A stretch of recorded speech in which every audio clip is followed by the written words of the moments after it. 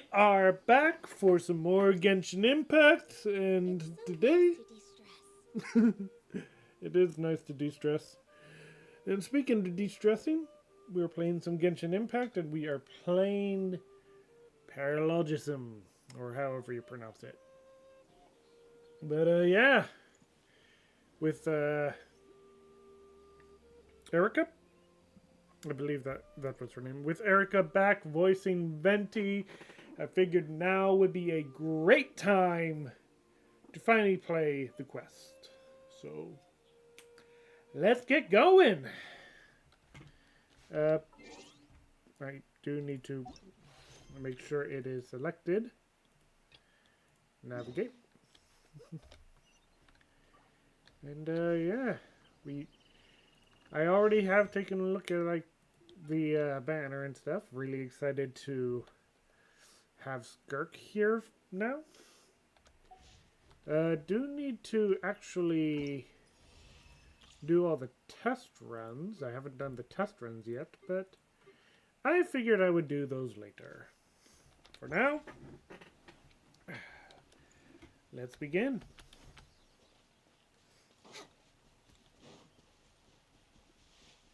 Probably could have started this off at the bridge, huh? That way I wouldn't have been running so much. Hi, Timmy!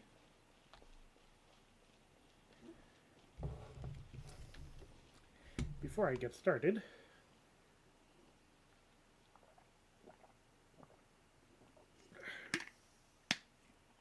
okay. Let's go. Oh. Oh.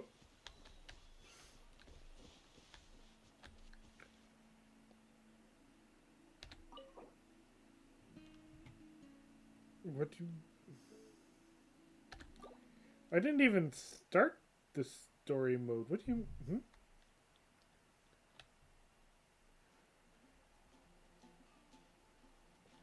Wow!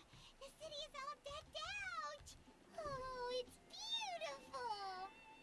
Festival season means no commissions, which means no Mora. But Catherine's always looking out for us, so we should still drop by and say hello. Oh, come on. Even people need need to commission help for setting up stuff for the festival. We've made money in the festivals before.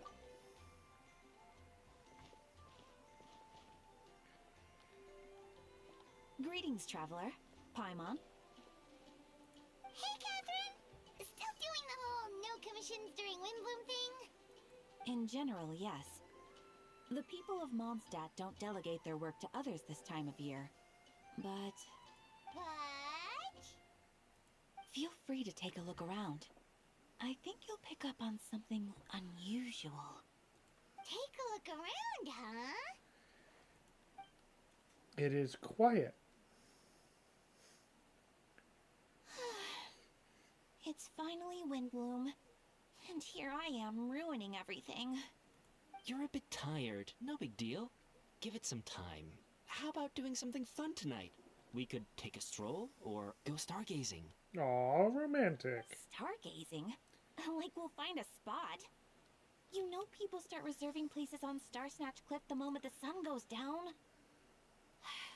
Sorry, I'm just not in the mood. Who says you have to go to Though. Star Snatch Cliff? There are so many places. What about that? What's the name of that tree? I forget the name of that Whoa. tree. Something's off Beatrice. She would never give up a chance to talk to Quinn. This is weird. Oh, you're leaving? I can walk you home. No, it's okay. Thank you. I just need some time to myself. Besides, there's still something I need to do. The truth is, Quinn, not long ago, What is it? Is there something wrong? Never mind. It's nothing.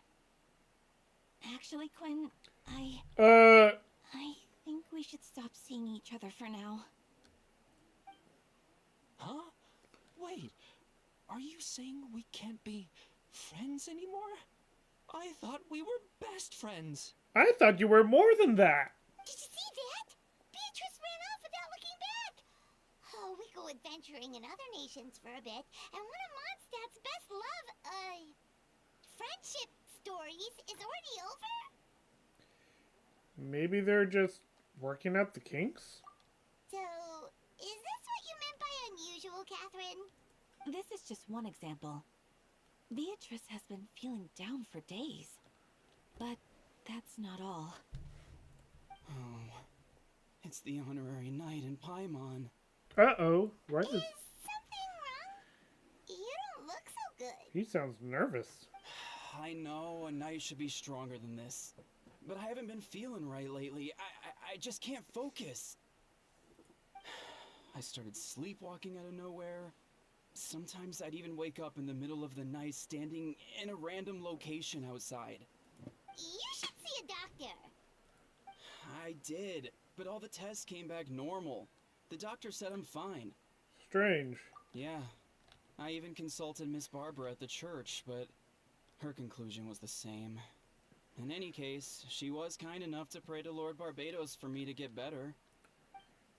Is it because I saw something I wasn't meant to see? Sorry, this is for me to figure out. It is Windbloom after all. Anyway, I have patrol to finish. Until next time, you two. Huh. Huh. Is it something in the air, maybe? It appears Miss Donna is also out of sorts. Oh, where can I find a truly fascinating man? What? Wait, but Donna is the one who has a huge crush on D-Luke, right? That's what I thought too. But she seems to have changed her mind. Uh-oh. Is that Captain Kaya? Huh. Now that I look at him, he's exactly my type. How come I never felt this way before? Oh, right. Kaya's one of those voices on the no work refusal. Man. Well, Venti's voice is back at least.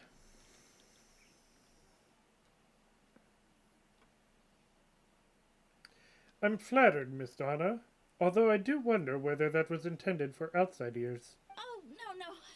Of course not. I'm sorry, Captain. Just pretend I didn't say anything. And, have a happy Windbloom. I intend to, my dear. But first a question, if you don't mind. Why the sudden change of heart? I was under the impression Master D-Luke was the object of your affections. Good question, Kaya. So, you knew about that? Well, Master D-Luke came into the city not too long ago, but when I saw him, it was like the butterflies just weren't there anymore. If I had to compare it to something, it would be like waking up and realizing you're married to a man you don't love. But then I saw you, and it wasn't that something was different about you. It was just a feeling. I understand, and I'm flattered I was able to bring back the butterflies. But I do need to see some business, so I'll take my leave. Oh, here he comes. And his business Surprised to see us? involves us. Hey, Jonah! How's it going? We are back to playing some Genshin, especially since Erika is back to voicing Venti. Unfortunately, I forget his name, but the guy who voices Kaya is not back yet, so I'm having to speak in their place. But yeah, how you doing? Last I recall, you said your ankle was broken. How's that doing?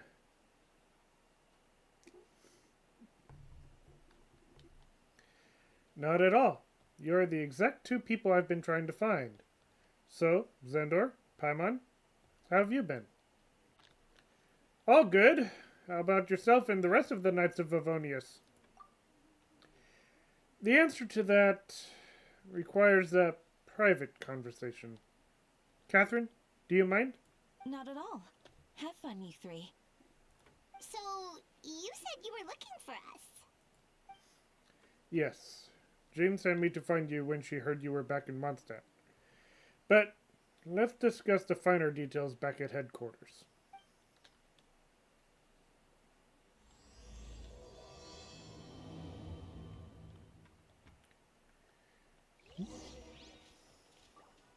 Jonah?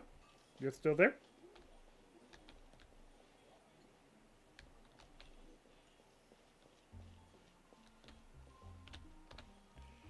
I really do need to figure out, like, the whole setup thing, like, how to get it so that keys don't clack and all that. Oh, well.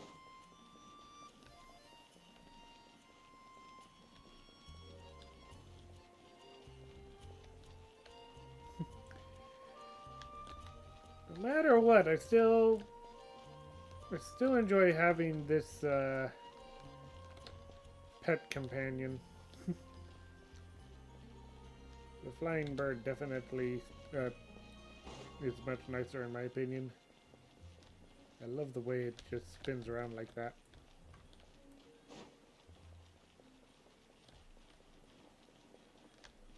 Alright.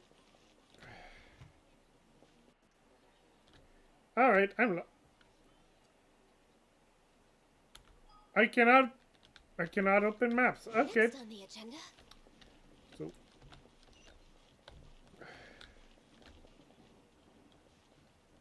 alright, fine. Climb we do.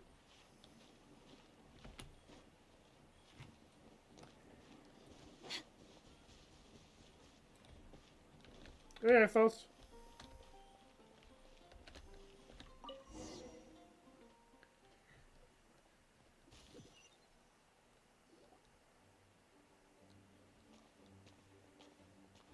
Kaya, you found them. Yep, I managed to track them down. Good. With what's about to happen, it's great to have you in town. Whoa, headquarters are packed. What's going on? Honorary Knight Paimon. Oh, it's an honor to meet you. I believe introductions are in order? Allow me. You have Note, captain of the 2nd Company. Scaron, captain of the 3rd Company. Viola, captain of the 4th Company. And me, of course, captain of the 9th Company. Oh, you're all captains? I noticed 2 of them are not as flashy as the others. That's right. Master Jean is waiting for you inside. I mean, I knew that She'll explain everything. Kaya was a captain. I didn't know that Eula was a captain, and of course we didn't know these 2. But again, these 2 are much flashier than these 2.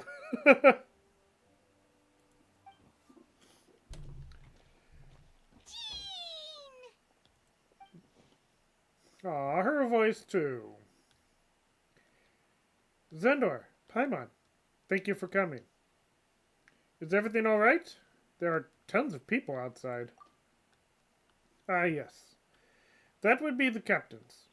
You know a few of them already, but I'm sure there are some new faces. There have been a number of incidents in Mondstadt. In order to wrap up the case, I gathered all the captains of the Knights of Favonius together to hold a trial. A trial? But this is Mondstadt, not Fontaine. Excuse me. Hiccups. I can understand the confusion. You've never participated in one of our trials before. In truth, we haven't had to conduct one in quite some time. The Knights of Favonius oversee most matters of law and order in Mondstadt. Of course, in the interest of fairness, major cases are tried jointly with the Church. Under the guidance of Barbados, the Knights uphold chivalric justice in the spirit of our order, and the Church carries blessings and goodwill wherever the wind can reach. And today's case requires a joint trial by both parties. Which means it's a serious one. So, do you need our help? Hold on. The group of people we saw in the corridor just now. There was someone missing. Where's Albedo? Right! He's the captain of the investigation team. But we didn't see him out there. A keen observation, Zendor. That happens to be exactly why I called you here. In the upcoming trial against Captain Albedo, we will do our utmost to understand the facts of this case and deliver a fair and impartial verdict. Albedo is the one on trial? What did he do? Jean, it's time. Understood. Traveler, Paimon, come with me.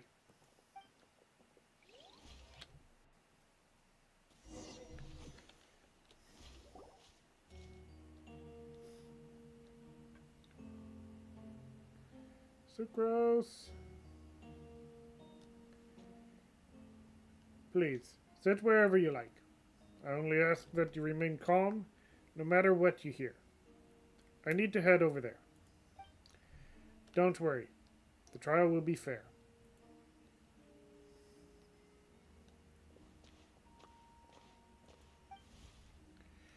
Now that everyone is gathered, let us begin. With Grandmaster Varka away from Mondstadt for the time being, I, Jin Gunhilder, will oversee today's proceeding. Mr. Dahlia, Deacon of the Church of Avonius, will serve as an assessor. As representatives of our respective organizations, we will ensure a just verdict in this case. Oh, that's a new face. Deacon of the church. Does that mean he works with Barbara and Rosaria? The defendant in today's case is the captain of the investigation team, Albedo. Albedo, what did you do? Certain aspects of this case are classified, and it remains uncertain whether the alleged victims are citizens of Mondstadt. As such, this trial is not open to the public. The identities of the victims are still unknown? Strange. If guilt is established in this case, all facts will be made public after the final verdict is delivered. Now, the captain of the logistics company, Miss Hertha, will present the charges. The court appoints Mr. Kaya to speak on Mr. Albedo's behalf. Are both parties ready to proceed? Yes. Ready to proceed. Miss Hertha, the floor is yours. Prior to this trial, the Knights of Favonius, in conjunction with the Church, launched an investigation into Mr. Albedo for suspected murder and unlawful disposal of human remains. Murder? A witness stated that, 11 days ago, in the middle of the night, she saw the defendant southeast of the city gates, dragging a large object she later identified as a human body. No. There's no way! We now call that witness to the stand. Beatrice, please tell us what you saw. Ah, no wonder why she's been so, Ooh. Beatrice. So is that what she was trying to tell Quinn earlier? Well, I was out late that night on business. And when I came back, I saw someone in the moonlight that looked like Mr. Albedo. He was dragging a huge bag of some kind. I thought it was strange, so I followed him. Then, there was a sudden flash of golden light. The bag opened, and inside there was a body. Mr. Albedo's vision allows him to manipulate the ground with ease. So he buried it, and then removed any traces on the ground. Before he left, it seemed like he looked in my direction. Maybe it was just my imagination, but I was terrified thinking he might kill me too. Luckily, he didn't see me. And now turn to the defendant. Describe your whereabouts that night. I was working in my office on the second floor of the Knights of Favonius headquarters. That's right. The next day, the defendant submitted his latest environmental reports on the Dragonspine region. Considering the length of the text, it must have taken a considerable amount of time to finish. Can anyone attest to the fact that the defendant was working in his office that night? No. Then the length of the report is not a sufficient alibi. This isn't looking good. If the crime did occur as you described, then what about the body? You mentioned the joint investigation. Well, was the body recovered? Not yet. What? That is the most crucial piece of evidence. Why would the body not be recovered quite yet? Why is there a court already in session without the body? In other words, you dug up the location Miss Beatrice described and found nothing. You don't find that suspicious? I know what I saw. I'm telling the truth, Miss Hertha, I swear. Also, didn't you say that speaking out would help protect the people of Mondstadt? Otherwise, I'd never put myself out here like this. You're doing the right thing. Besides, the investigation wasn't fruitless. A single man's shoe and a torn piece of fabric were found in the bushes near the crime scene. The same location the witness described. If no crime occurred, then is all this just a coincidence? And yet, no victim has been identified, correct? It's true. No one has been reported missing.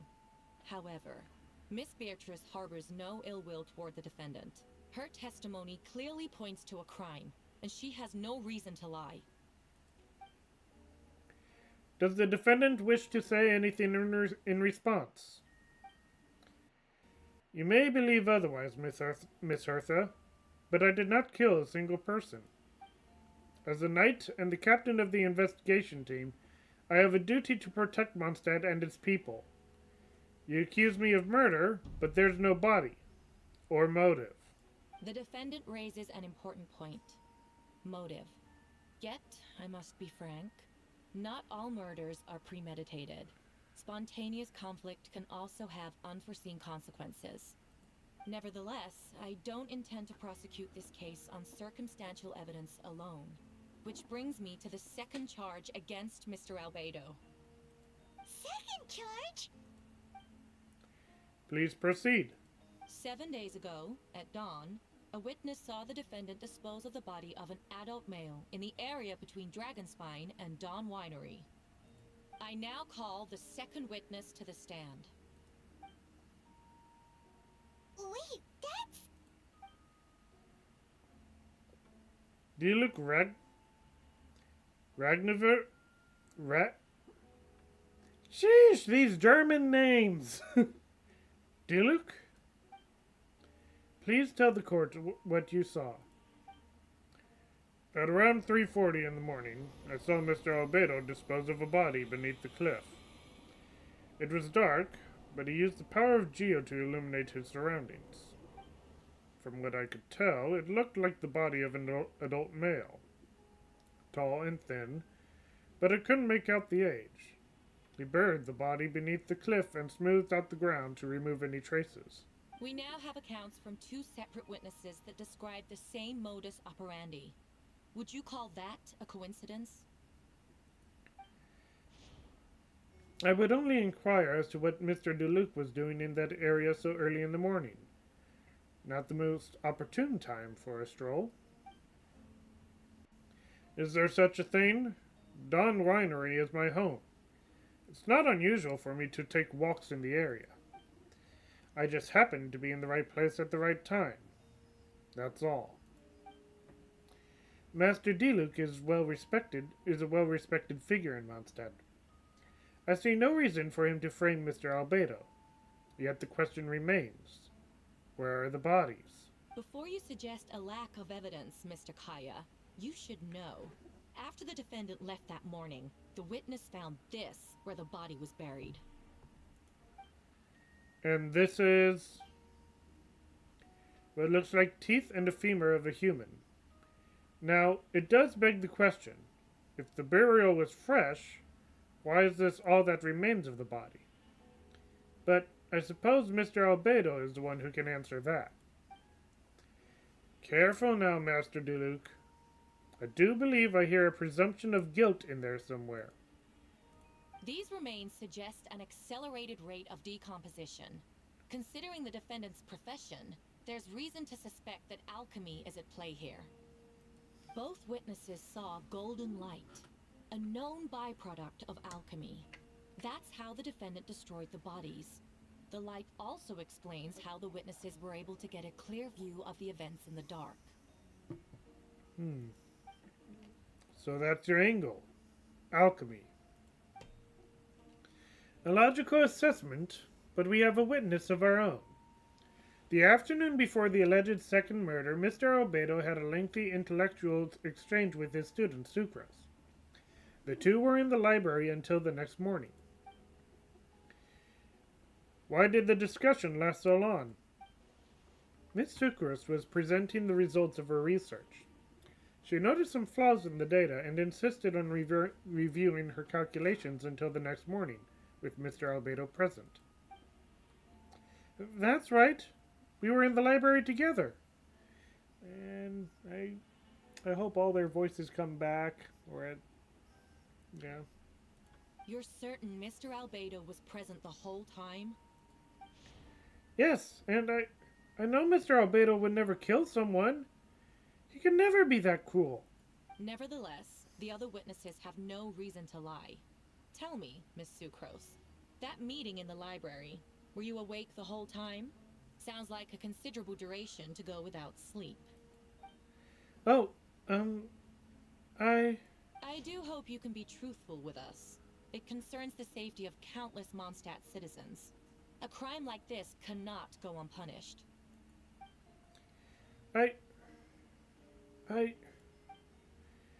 I'll take it from here. During our meeting, Sucrose did fall asleep not long after midnight. It's all right, Sucrose. You don't have to lie for me. This is a sacred place of judgment. The truth is paramount. Mr. Albedo. I see. Then I'm afraid your alibi cannot be substantiated. Do you understand? Yes. I know claiming innocence without proof isn't enough. But the prosecution's argument has its own holes. There's been no mention of a motive, or what exact method could be used could reduce a human body to those remains. No conclusive evidence of guilt. But the witness accounts do match to an extent that can't be dismissed. This is a tricky one. Allow me to submit another piece of evidence. The investigators intercepted one of Mr. Albedo's correspondences. I will now read the pertinent parts to the court. Correspondence?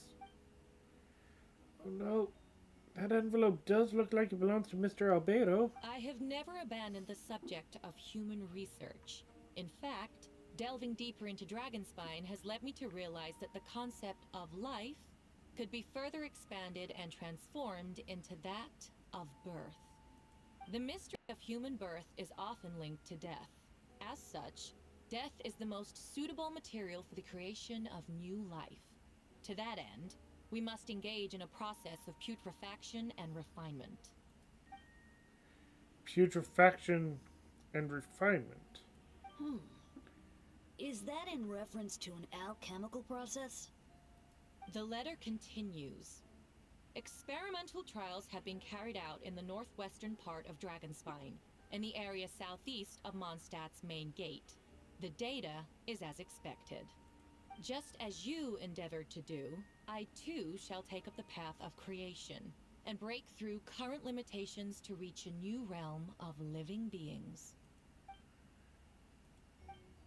I trust the investigators have confirmed this to be the defendant's handwriting, and that the letter makes more than passing mention of putrefaction and refinement. Correct. Not to mention, the locations indicated in the letter match both crime scenes. What more can we trust than the defendant's own words? No, it can't be true. I can't believe it. A guilty verdict cannot be delivered without sufficient evidence. In order to protect all parties involved, that is what our principles demand. My original assessment was that we lacked said evidence. But now, it seems the only remaining questions are the identities of the victims and the specific alchemical process used in this case.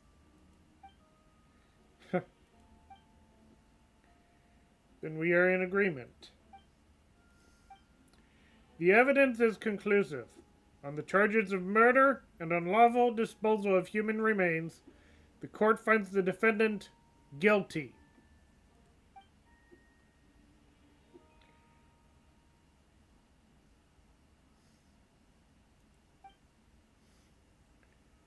Jean stipulates that those unsatisfied with the verdict will have time to submit an objection or appeal.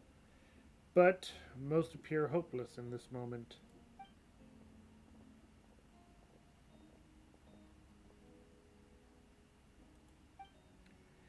It all comes back to the letter, a secret that you and Albedo know all too well, but the people in Mondstadt have yet to discover. Why would Albedo do something like that? Oh, this has to be a nightmare. Albedo told me his secret once, that he was a synthetic human created through alchemy. Could that have something to do with this case? But what? Following in Reindotter's footsteps just because he's an alchemical creation? That would only make him more suspicious. Well, this took a turn for the worse. Rosaria! Oh, when did you get here? I've been here the whole time. I happen to have a message to pass along. For us? Yes. You're needed at Starsnatch Cliff. He's been waiting for you there. Who is he? You'll know when you get there. Go on now.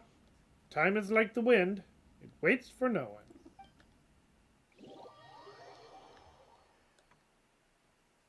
Pip, pip, pip, pip.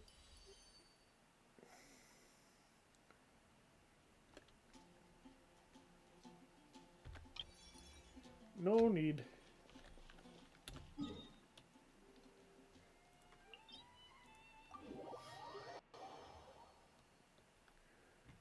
You know what? Oh. Well, thank you, Venti. That is nice of you.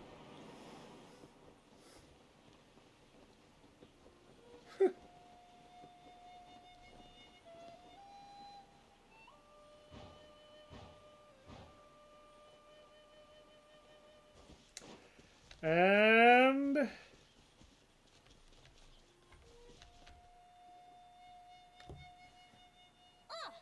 he I speaks! could hear your arrival upon the wind. Were you looking for me? Venti, did you send us that message? Oh, sheesh. Oh, shoot. I feel dizzy now.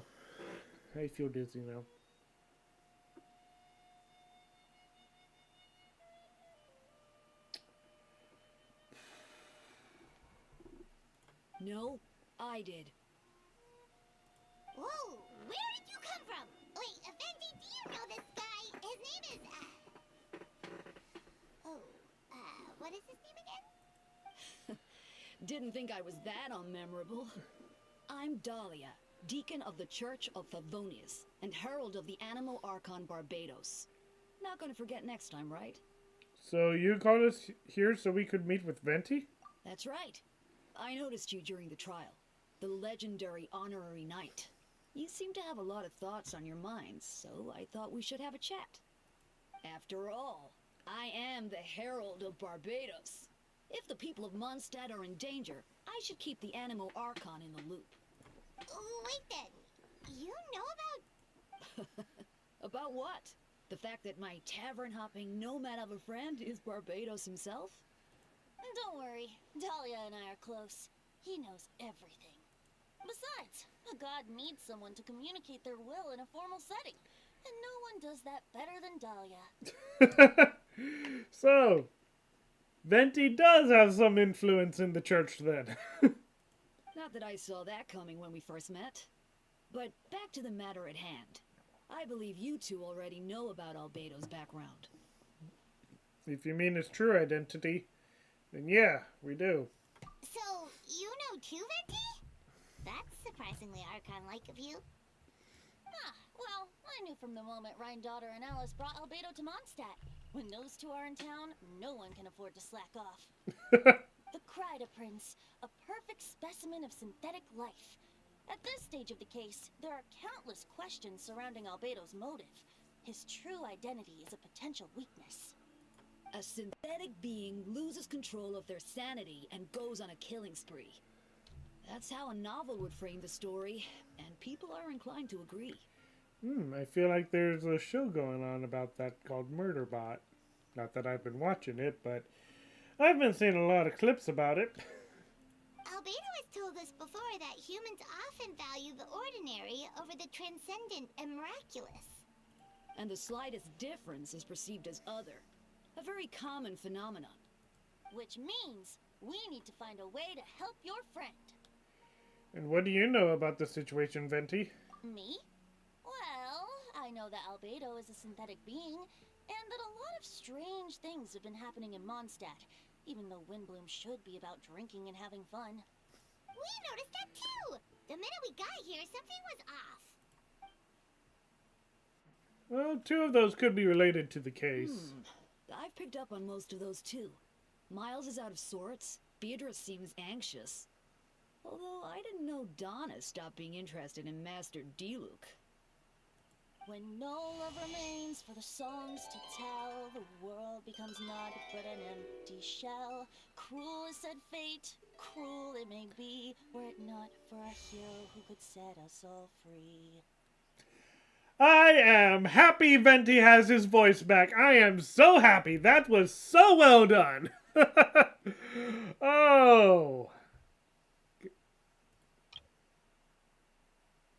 When no love remains for the songs to tell, the world becomes naught but an empty shell. Cruel is said fate, cruel it may be, were it not for a hero who could set us all free.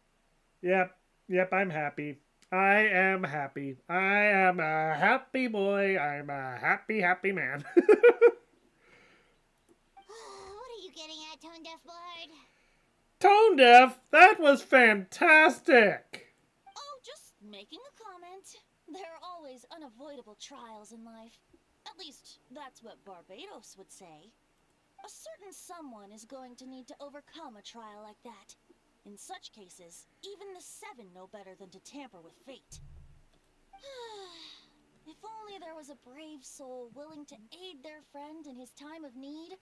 Should he meet a terrible fate, all of Mondstadt could be worse for it. If you wanted our help, you could have just asked, you know. Well, even if Albedo wasn't at the center of this case, protecting Mondstadt is part of being an honorary knight, right? You'll still have help, of course, which is why I prepared a little surprise. Behold! Ooh! Paimon remembers that Jumpy Dumpty! Don't worry, I removed the fuse, so it's not going to explode. Say hello to the Dodo communication device. You remove the fuse. What about the gunpowder? So, this thing belongs to you now? We're old pals. Don't think she'd care if I borrowed it for a few days. Anyway, this invention, with a little help from a trick of mine, will allow us to keep in touch. Just take it out and we can chat. We'll do our best to uncover the truth. That's all I ask. No matter what comes, you have the wind on your side. Okay.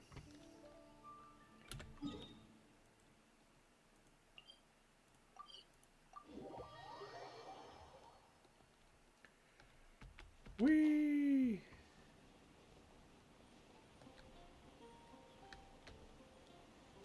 I do hope that more of the other Mondstadt characters have their voices. Eula has her voice. Venti has his voice. The new Mondstadt characters have their voices because, well, they are new. Not part of the... Yeah. Anyway. Oh.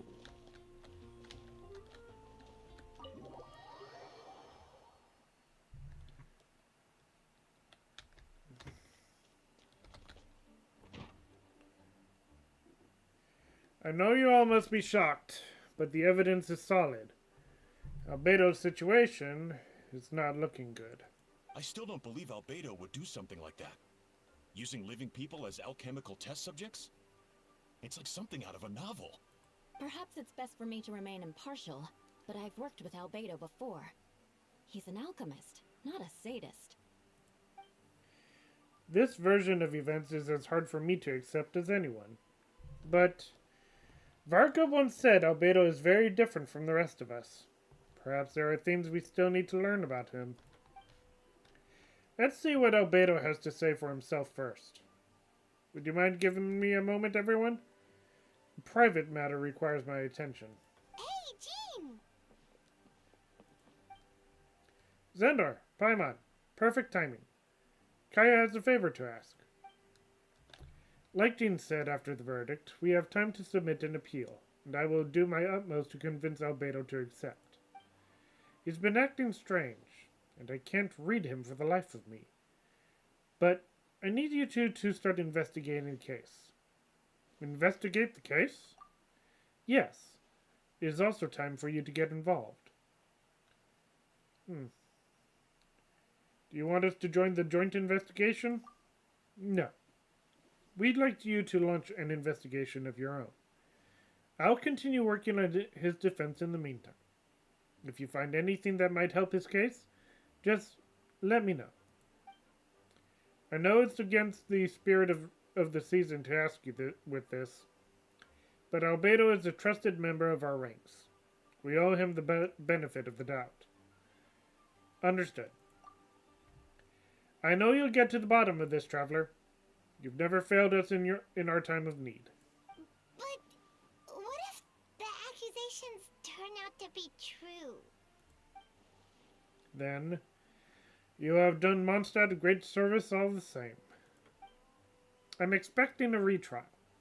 Until then, you're welcome to have a look around Albedo's office on the second floor. I'm counting on you.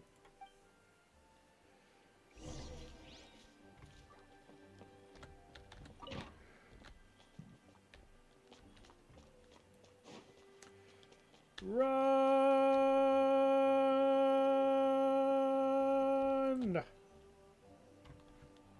Wait, Captain Kaya! Surely I can't just... These two are here on Jane's orders.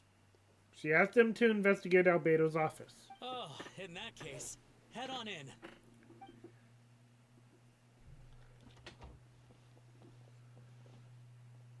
So this is Albedo's office.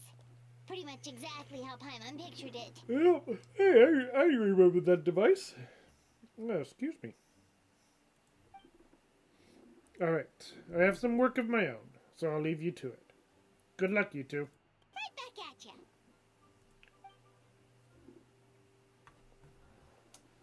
I'm gonna grab some coffee beans.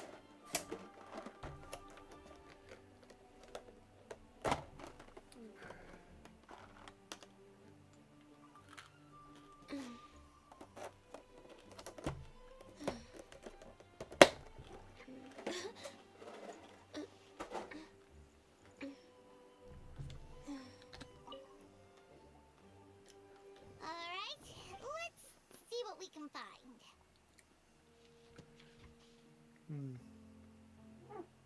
There's a stack of books on the desk, mostly relating to alchemy, environmental science, and a life science.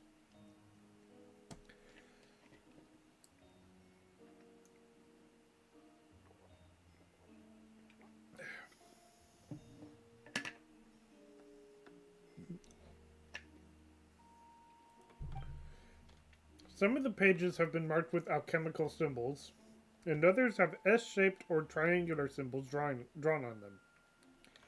Any potential meaning is unclear. Wow, these books are so fancy. Albedo must have gone to great lengths to get them.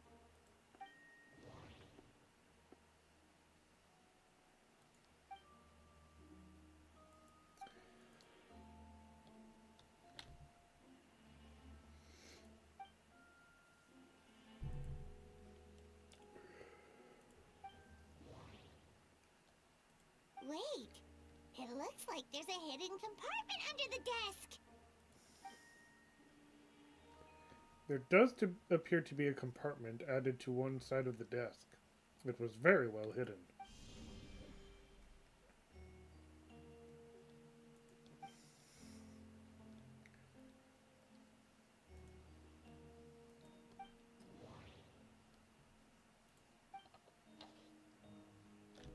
Huh.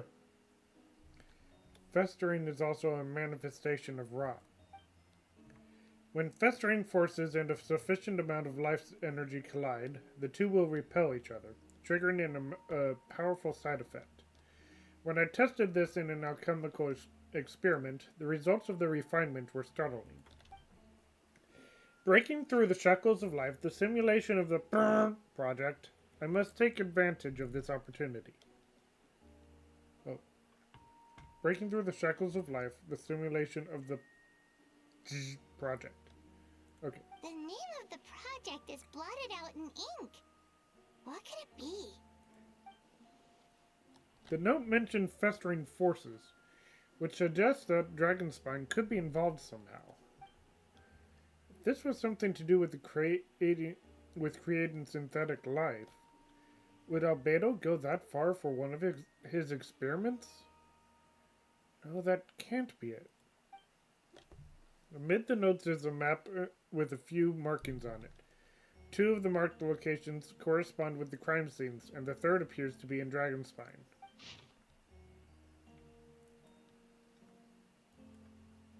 Okay.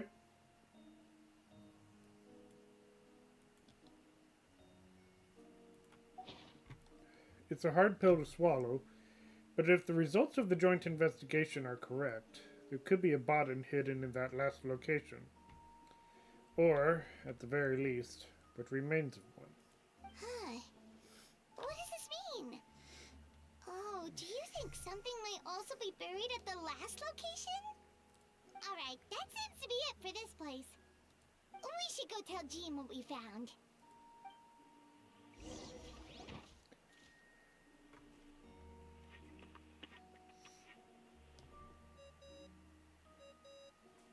Dot dot!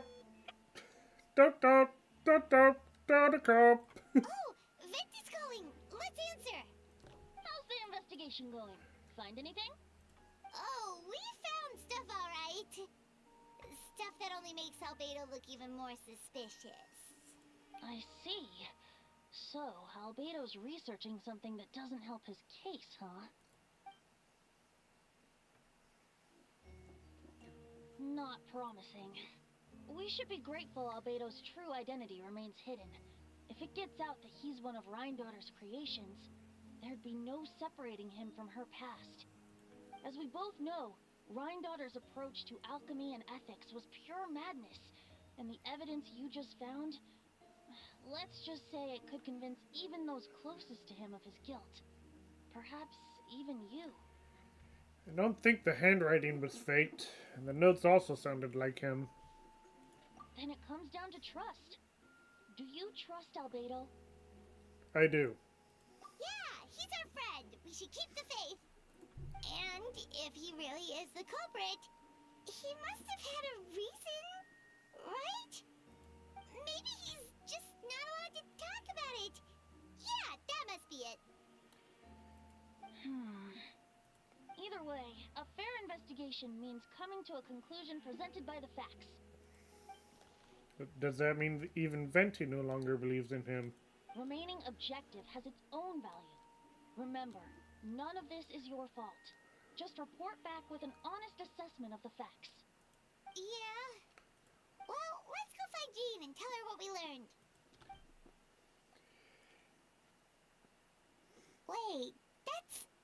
Miles, what's he doing here? Oh, sorry. I heard voices and wasn't sure if I should check who was inside. It's okay. We're here on Jean's orders. Ah, I see. I'll, leave you to it then. Hold up. Was he on Dragonspine? Hold on. You didn't hear what we were saying, did you? Oh, not really. Nothing that made sense anyway. Well, do us a favor and just forget anything you might have heard, okay? Oh, sure. You got it. That map we found in the hidden compartment seems important. We should check out the market. I'm sorry, Miles, did you just close the door on me? Wait.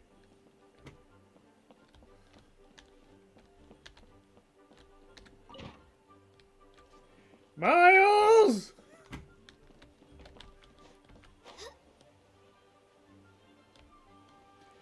Gotta say, I love these shields. These were actually part of my inspiration for when I drew my OC as a Genshin character. The shield with the wings on it.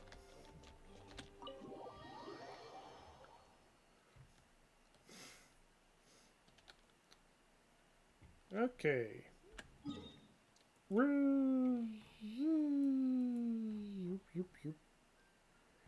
I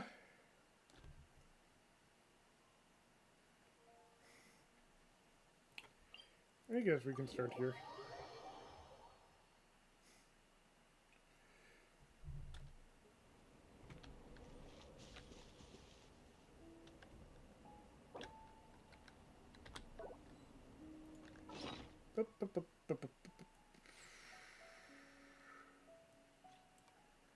Do I have any more of those? I do not see them. Oh, no. There they are. If you lie on the grass, you can feel the heartbeat of the world.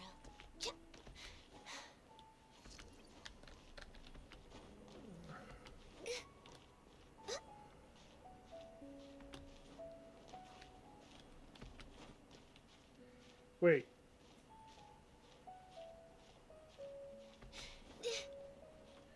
Can I not use them while I'm scaling up mountains?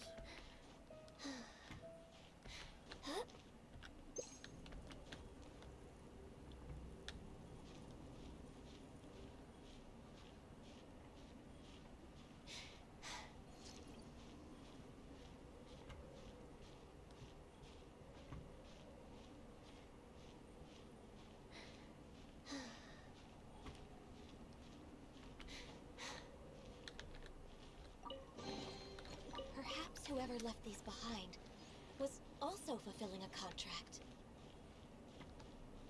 I'm just following the quest and I randomly find a chest. We should be getting close. Oh, look over there! Something seems off. Although everything is covered in snow, after a seasoned adventurer, you notice a spot on the ground that looks quite different from its surroundings. You remove the snow and find a sizable hole underneath, large enough to fit a human body. But the hole is completely empty, and the surrounding markings make it look like something was dug up. Did an animal do this? Or some monster? Weird. There's a hole, but no body. The prosecution's argument is that Albedo used alchemy to destroy the bodies, but this location is different from the other two. Why not fill the hole, or smooth out the ground like the other places? If one person did all this, why not remove the traces like the others? And if Albedo isn't the one responsible, why was this location marked in his notes?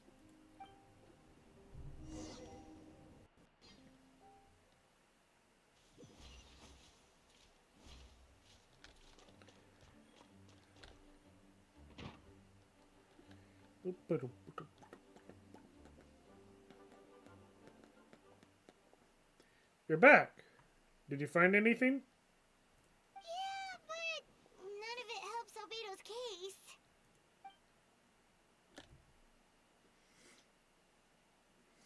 I see. A complicated result, but your efforts are appreciated. Did Albedo submit an appeal? Yes. He asked for a retrial. There are still questions surrounding the identities of the victims and the disappearance of the bodies. The minimal remains that were uncovered have been sent to forensic analysis, which should provide some answers. It's just...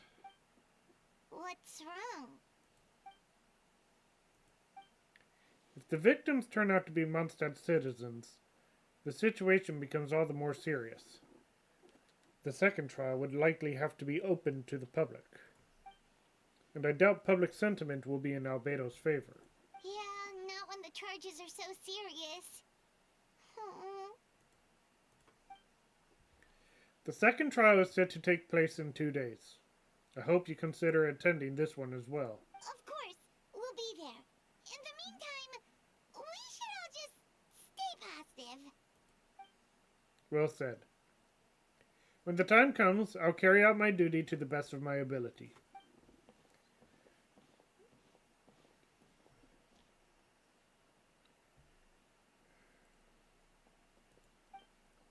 Miles.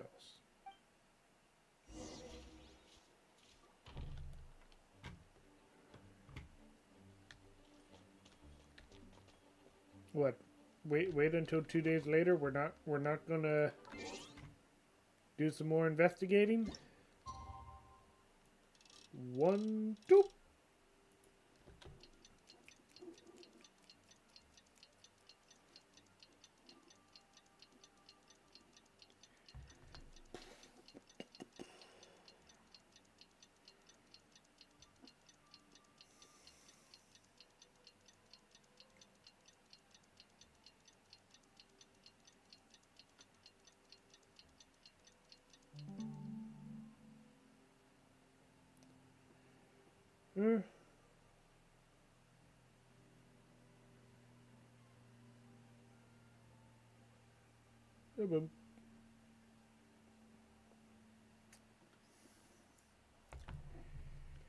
It's Not having anyone We should interact meet with the team. my It's about Twitter time for the second posts trial.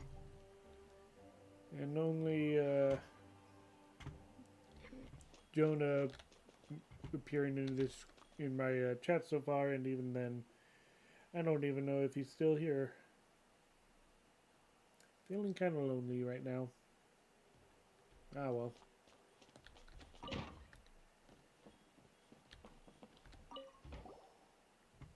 Ah, you two. Let me know if you're ready, and we'll head out. Alright, follow me.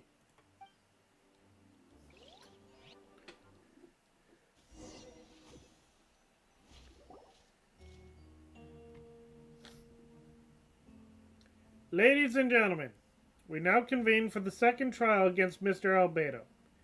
I, Jing Gunhilder, will once again oversee the proceedings. Representatives on both sides remain unchanged, and Mr. Dahlia will continue to serve as assessor. Ms. Hertha represents the prosecution, and Mr. Kaya speaks on behalf of the defense. The defendant in this case is Mr. Albedo, captain of the investigation team. With that, I now bring this trial to order.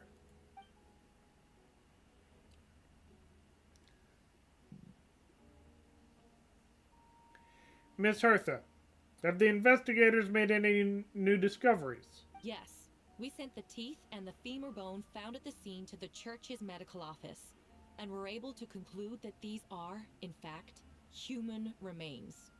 In addition, the investigators were able to identify several Mondstadt citizens who appear to have been missing for quite some time. Forensic analysis of the remains allowed us to pinpoint the age and gender of the deceased. Interestingly, one of the missing individuals matches that profile to a T. The medical office couldn't spare the personnel, so Miss Rosaria is here to present the results to the court. Hanselman, male, 46 years old. Marital status, single. Occupation, hunter. Consistent with the conclusion in the last trial, his disappearance went unreported, likely due to his lack of relatives. In addition, medical records show that he sustained a mechanism-related injury to his leg 3 years ago. The damage on the femur bone Mr. Deluc found is consistent with such an injury. Therefore, we can conclude that one of the victims in this case is Hanselman. A specialized technique was likely used to accelerate the rate of decomposition. Is it reasonable to assume this technique to be alchemical in nature? Alchemical or magical. Both are possible. Thank you for your testimony. The identity of one of the victims is now confirmed. But what about the defendant's motive? Considering what he wrote in the letter, we can deduce that the defendant needed subjects for an alchemy experiment. Who better than individuals whose disappearance would go unnoticed? In other words, he sacrificed the good people of Mondstadt for his own gain. A truly vile act. When did this person disappear? In addition, another witness has agreed to testify. Miss Donna, if you would. Another one, huh? Wait, Donna from the flower shop? I mean, she was also acting weird. I'm sorry it took so long for me to come forward. But the night Master Deluc saw Mr. Albedo, I was there too. I was camping with a friend and we decided to stop near Dragonspine. I couldn't really get comfortable that night, so around dawn, I decided to go for a walk. And that's when I saw Master Deluc. I thought it might be nice to, chat. So I headed in his direction and then I saw it. Someone at the bottom of the cliff was getting rid of a body. Late whoops anyways, how are you? Doing good! I was wondering where you were. You got all quiet all of a sudden after your first yay. But yeah, doing pretty good. How about you? I remember last time you were on here, you mentioned something about having a broken ankle. You feeling better? All healing up? Yeah, now that Erica is voicing Venti again, I figured now would be a good time to play this quest. However, I forgot how many of the Mondstadt characters still do not have voices, so... Whoops! But yeah, doing good. Doing good.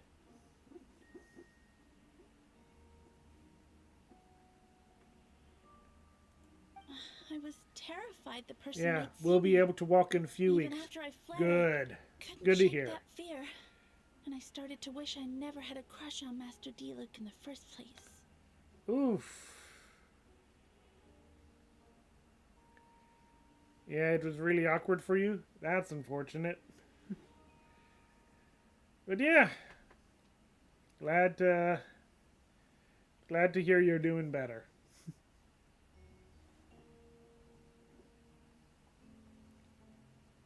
When you played this Archon Quest, yeah. Although, yeah, I imagine that, did you play when Venti was still mute, perchance? Or did you play after the update? Because, like, that, I know that the update was only just yesterday, so...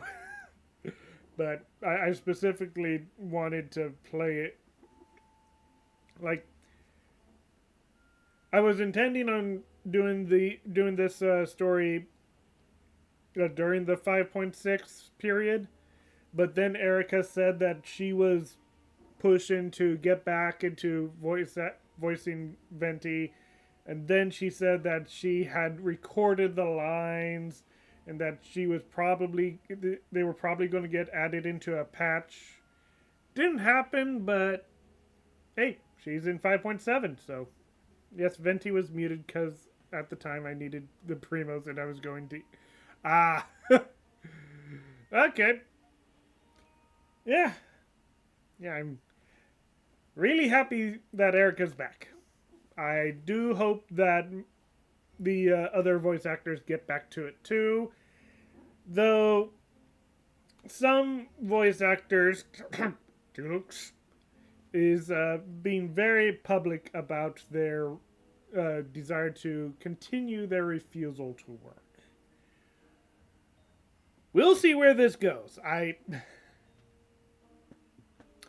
At this point, it should be seen as lost cause for them, especially knowing the laws involved in China. Like there's already the AI protections that they're begging for. It's just, I don't know.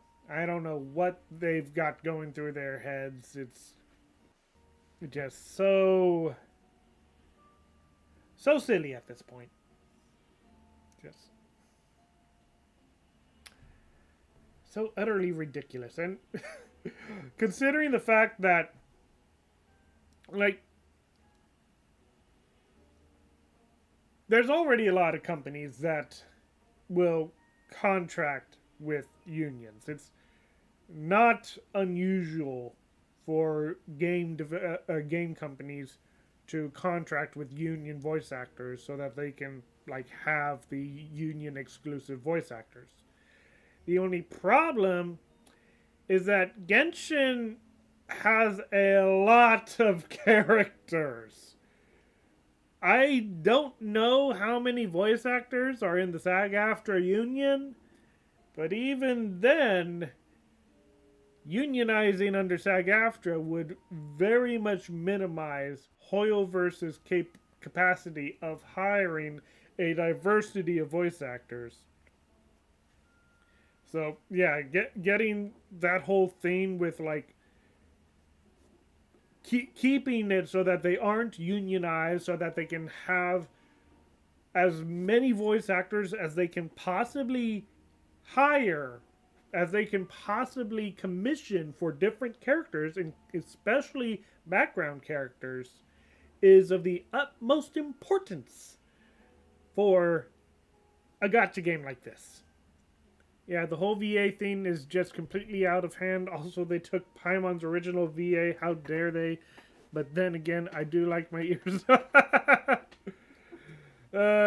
Well, considering the fact that Karina, I believe her name is. I think it's Karina. Considering that she herself said that she was no longer gonna be voicing Paimon after they replaced Kenichi's voice actor, which, as a lot of people pointed out, that voice actor only voiced Kenichi for one update. One update! And then he's gone. Just, yeah, the toxicity that she was spouting, I'm glad that she's gone. In a way, I'm kind of sad that she's not going to be voicing Paimon anymore, because, like, some people, like you just said, you said that your ears were bleeding with her voice. Personally, I didn't mind her voice that much, but yeah, that attitude that she had, just nah, especially for someone who was still continuing to voice the character despite the whole strike thing. And yeah, can't even call it a strike, because again, Hoyoverse not unionized. They weren't getting struck on. It was a work refusal. Just never liked Kenichi as long as Ahao could keep his VA, and bullies he'll bully the hell out of Kenisha. Fair enough. Fair enough. But yeah. Hopefully all the voice actors start coming back and start voicing their characters. Get back to work, because a lot of the voice actors I don't want to get fired because I think that their voices are good. I like their voices. But there are certain attitudes and behaviors that have needed to be addressed, such as with Paimon's VA and Kachin's VA. Kachin's VA literally started ragging on Kenichi's new voice actor about how he just got a house and a whole bunch of other stuff, and that was just... There were lines that were crossed, that shouldn't have been crossed, things that were said that I 100% stand by Hoyoverse getting rid of those voice actors simply for ethical reasons. I hope the other voice actors come back. Whether or not they're going to get the AI protections that they want, maybe Hoyoverse could do some sort of thing for them. I hear that Diluc's voice actor actually goes through a studio, so it's the studio that he would need to have a contract with for AI protections. But maybe Genshin can do something too. I don't know, but whatever happens in the end, I hope it is resolved peacefully with as few casualties as possible. Casualties being people replaced. As few as possible. I want this situation to be over. Get Hoyoverse, no need to join a union. No need to unionize. That is clear. No need for that. But get back to work, people. Please. Hoyoverse has made it clear. You'll be fine. There's no AI use for Genshin games. No, none. You're safe. Come back. Please. Anyway, now that we're... One of the worst things, in my opinion, was the VA switching and getting kicked out and the few live streams with the 2 random Hoyo workers. Yeah,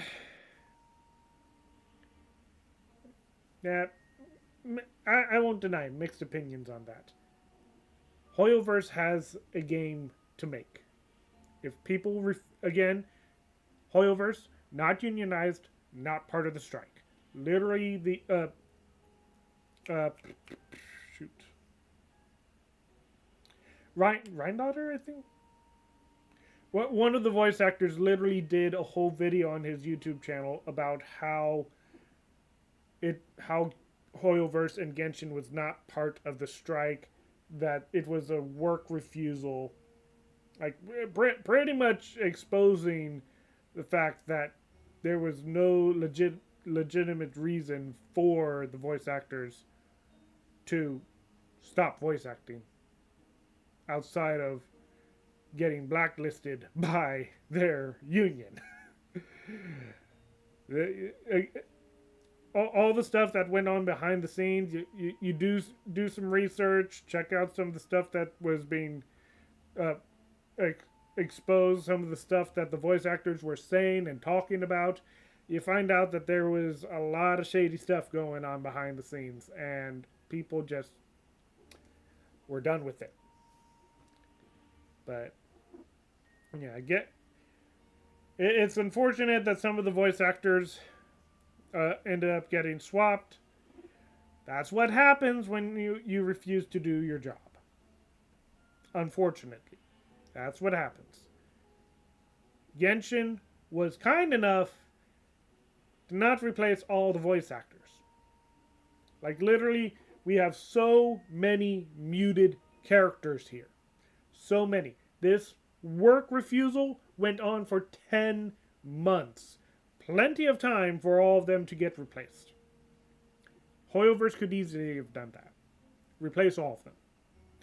Instead, they have tried to work with these people, tried to help them. Erica is a very good example, despite the fact that she was part of the work refusal, mainly because she didn't want to get outcast by her fellow voice actors. She, the moment that she was tired of it, she's back to voicing Venti.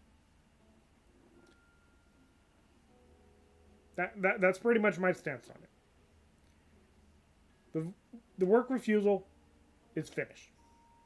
It didn't work. It failed. Especially after everything that has come out about SAG-AFTRA. It is disgusting, the sort of stuff that they were doing. In the end, it is time for the voice actors to get back to work. If they want AI protections, they can try to do some research about the Chinese laws, because from what I understand, China laws protect voices. They have anti-AI voice safety laws. It's been a while since I've seen the specifications, but again, my stance on it. It is time for the work refusal to end. And it is time to get back to voicing. Otherwise, they have made it clear. People have pointed out how Paimon is the most voiced character in Genshin Impact. And she was replaced. If she can be replaced, Diluc can be replaced, Kaya can be replaced, Jean can be replaced. So many of these characters can have their VAs replaced if they keep doing this. The strike is over. The most powerful force the work refusal had to back them up is over. The work refusal needs to end too. That's it. But that was a long rant, and I'm sorry if I'm sorry if that bothers you and bothers anyone who is going to be watching this later.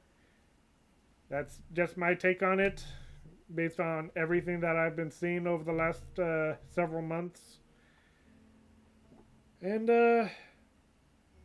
yeah, let's get back to the story. If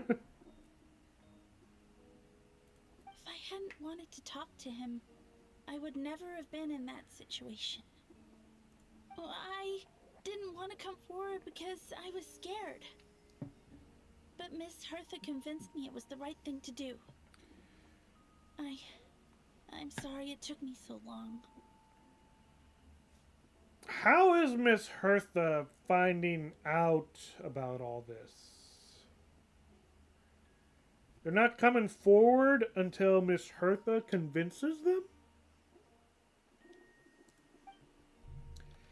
I see. Just stepping forward was brave enough, Miss Donna. Oh, her butterflies are back. The court thanks you for your courage and commitment to justice. Yes. Thank you. The two witnesses corroborate the same sequence of events. That just leaves the question of how the defendant disposed of the bodies. I believe the answer lies in the alchemical technique mentioned in the letter. The defendant is the most accomplished alchemist in Mondstadt. He has the skill, no question. A special investigator also uncovered some relevant evidence on that subject. I will now present it to the court. Wait, does she mean... The evidence we found in Albedo's office.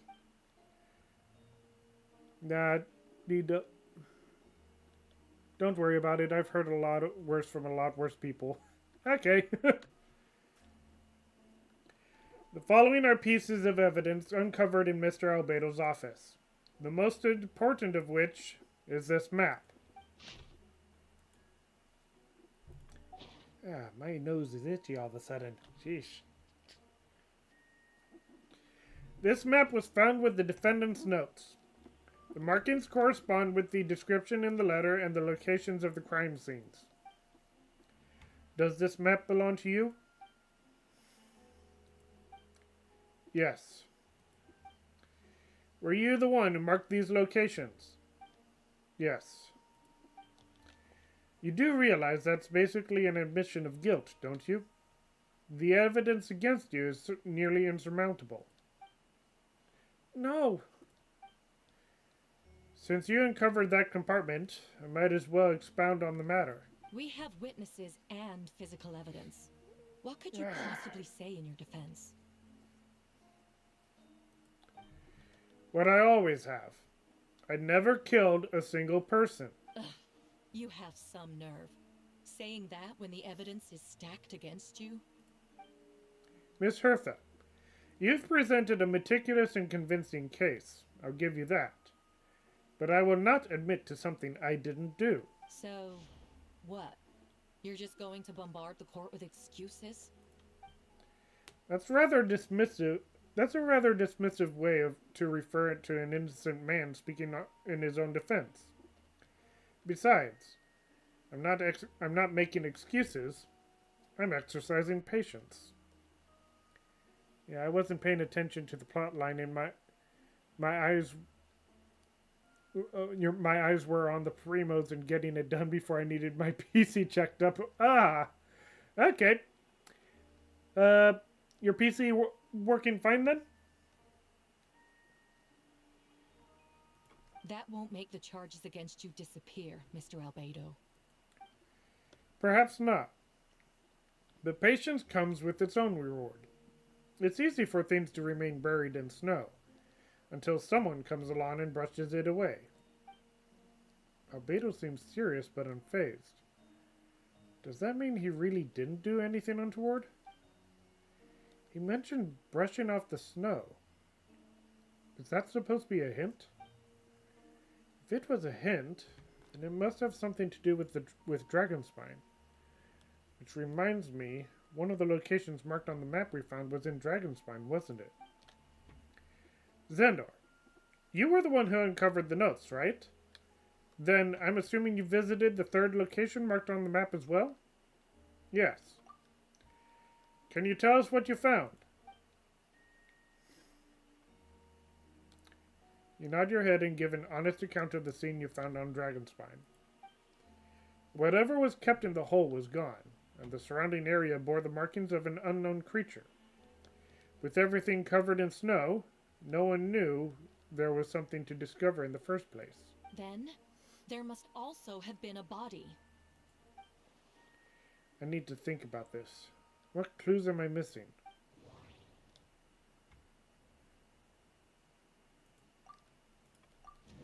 The first marked location is near Mondstadt. Beatrice saw Albedo use alchemy to dig a hole and bury a body there. A single men's shoe and a torn piece of fabric were found in the bushes nearby. Taken together, this evidence seems to suggest that Albedo killed someone and concealed the body. The second marked location is between Dragonspine and Dawn Winery, where Diluc saw Albedo bury the body of an adult male. No, it started heating up fast, so I... Ooh! Okay, well. I hope your computer... You said you're getting your computer checked up. I hope it gets resolved, because yikes. Have you tried checking how... Have you tried seeing if there's dust clogging the vents? I remember that happened with my computer one time, and I had to do a very deep clean of it. If you do try to do a deep clean, make sure to avoid causing a static discharge inside your computer. That will just mess it up.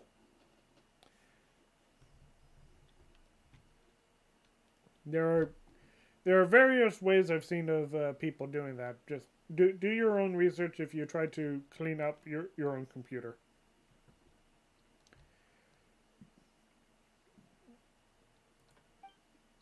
Diluc described nearly the same events as Beatrice. There's no reason for them to collude against Albedo, so their testimony should be trustworthy.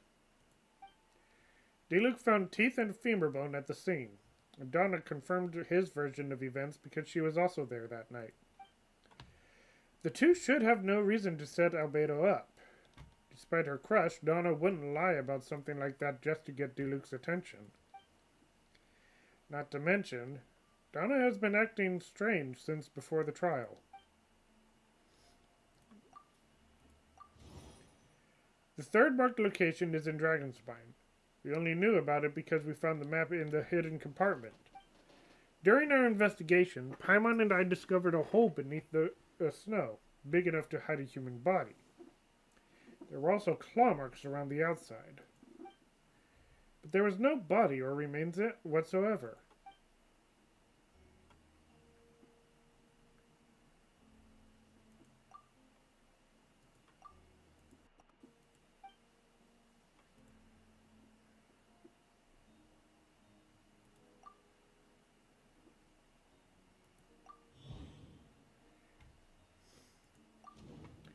Albedo marked these 3 locations on the map found in the hidden compartment. There are some similarities and differences between them. Based on what we know, all 3 locations are likely used to hide bodies. The holes dug in each area certainly seem big enough. But unlike the first 2 locations, there were claw marks around the hole in the 3rd location, and no witnesses saw anything happen there. Dragonspine is home to all manner of monsters and wild animals. Could some kind of creature have dug up a body? But why wasn't that the case in the other locations? The marks didn't look fresh, which means the hole at the 3rd location has been there longer than the other 2. But if the hole at the 3rd location wasn't made around the same time, does that mean it's connected to a separate incident?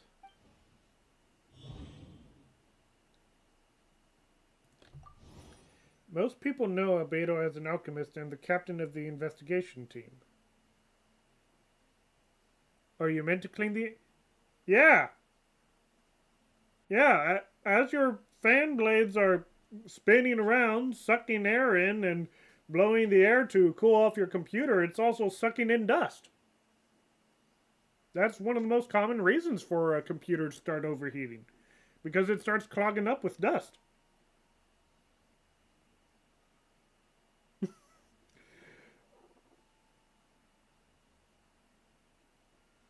Now, of course, again, there is a risk of static discharge, so if you're going to be cleaning it yourself, you need to be careful.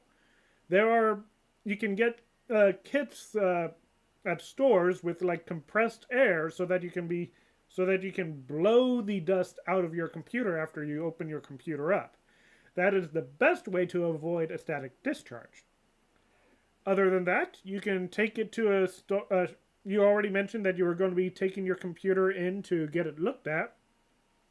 You can see if they can clean out your computer for you. But yeah, if you want to try to keep your computer from overheating and getting all dusty on the inside, you have to be cleaning it. I keep on looking over at that. Like I'm seeing my facial expressions there, but the camera is right there. I need to be looking at the camera. I need to stop looking at that. I need to look at the camera. Hi, John. How are you doing? But yeah, you are meant to be cleaning the inside of the computer. Most people suggest at least once a year. But yeah, you are supposed to be cleaning your computer.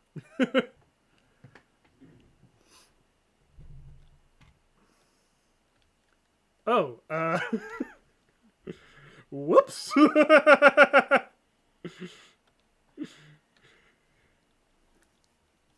Again, be careful when you're doing it. Try to see if your nearby store has compressed air. If it does, carefully take your computer apart and see where all the dust clogs are so that you can just use the air to spray it down. Do note, most compressed air cans do have, because it is compressed air, it is very cold if you spray it in the wrong direction. Don't have it at funny angles. Make sure that the can is standing straight up while you're spraying down. But, yeah. You do need to be clean. You do. Stop looking there. Stop looking there. Don't look at that. Don't look at that. Jonathan, Zendor. Don't look at that. Look at the camera. I use this thing to like keep an eye on how good the OBS is doing.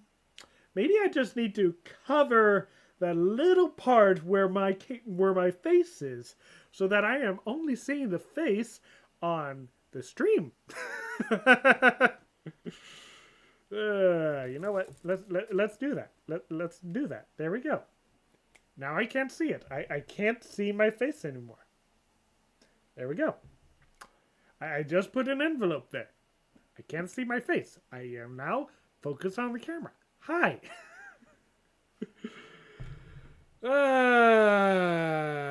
I'm sorry. I'm a little crazy, I think.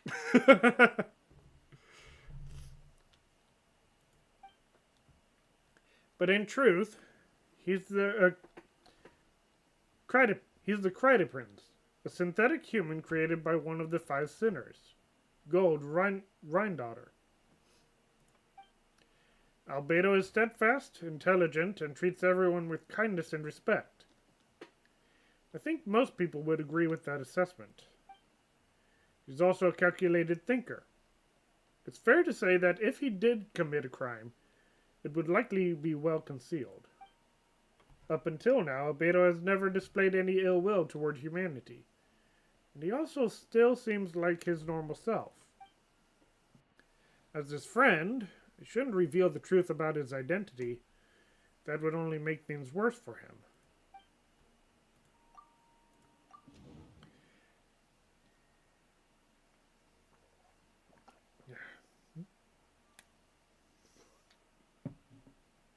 You learned your lesson, science. You sprayed bear mace pepper spray.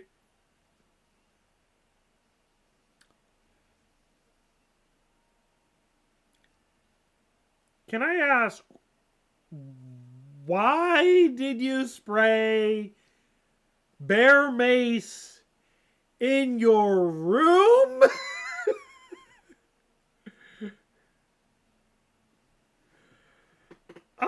Ah!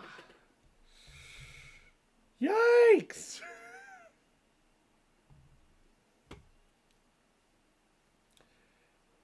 Dragonspine has a frigid climate and is covered in snow all year round. Even so, it's home to various monsters and creatures that can withstand the cold. In your face? Jonah! Ow! Woo! I've never done that before myself, but even just like getting a whiff of pepper up my nose is enough to make my eyes water. You sprayed bear mace, the thing that's meant to spook bears, the strong stuff, stronger than what's used on humans, on your face? How did you do that? Why did you do that? Ah, boy.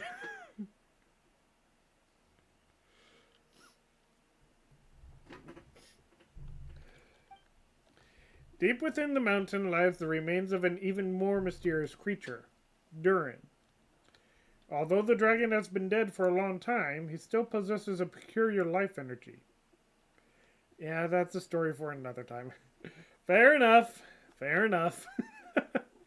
Yeah, Now that my face is actually covered on that screen, I actually am focused more on the character. Or, not character, on the camera. I need to do that. I gotta do that. That is my solution. I hide my face, keeping it so that I can, like, still see how the stream's doing. But, okay. I now have it. Okay.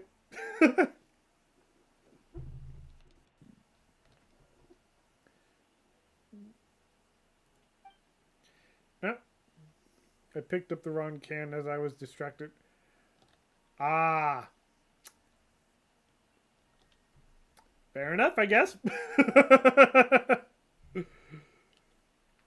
Now that I think about it, a lot of strange things have happened on Dragonspine. Associate. I almost forgot.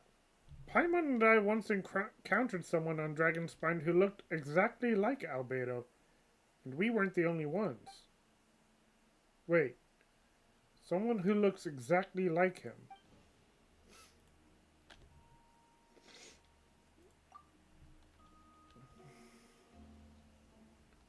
I'm guessing Albedo has a plan, so I should help him out.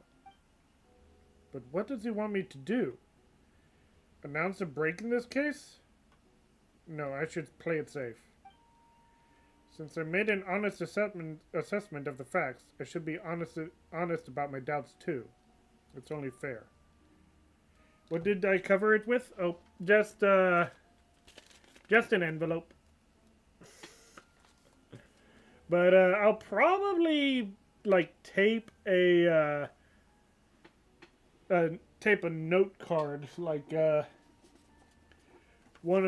probably tape one of these onto it and like keep it covered that way. That way I'm not hiding like the stats for the stream, but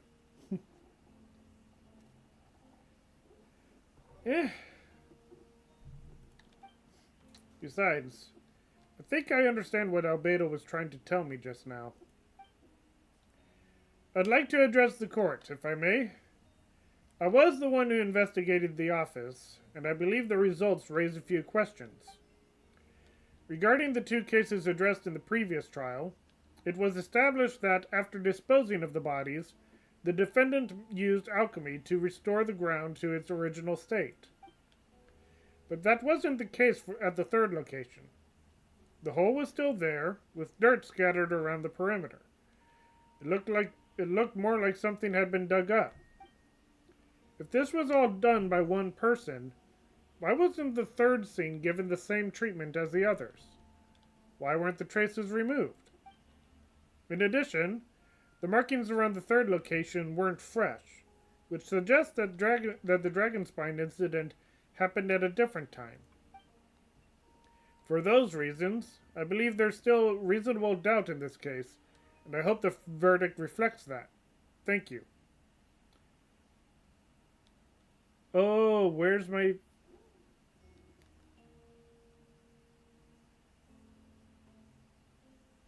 What do you mean, where's my face getting sent to?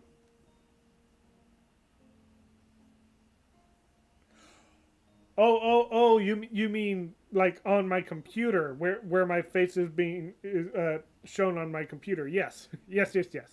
Pretty much, there's like this little screen thing to show like how the stream's supposed to look. And pretty much what you are seeing, all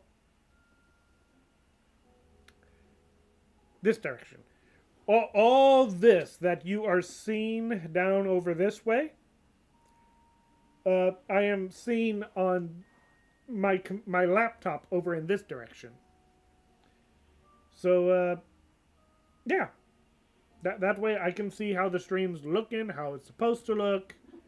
And I'm now looking at myself trying to figure out, yep, there we go. But, yeah. I'm looking at the stream over in this direction so I can see like what scene I'm on, hence I'm on main display right now, which is what's showing the gameplay, my face, and the chat underneath. I've also got an intro scene, face scene, so it's just my full face, intermission, outro, etc., etc., etc. I can also see how the audio's doing. There's sources, so I've got sources involving like the game, this computer screen or this computer. I've got a source for the camera, source for the microphones, etc. Like you pretty much get the idea. But yeah, I've got a nice little display right here showing what the footage is supposed to look like. So yeah.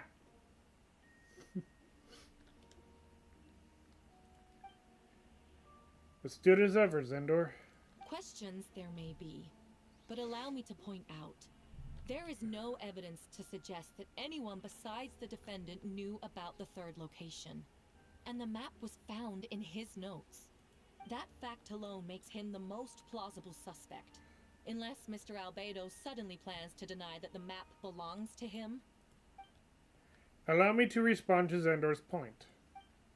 If all I cared about was proving my innocence, I would indeed do as you described, Miss Hertha, and deny any connection to that map. But that is not what I intend to do. The map does belong to me, and I did hide things at those 3 locations. It was just cause you covered your face on your computer screen with with an envelope and people send things in envelopes. But this works. Oh, I see. I missed a joke.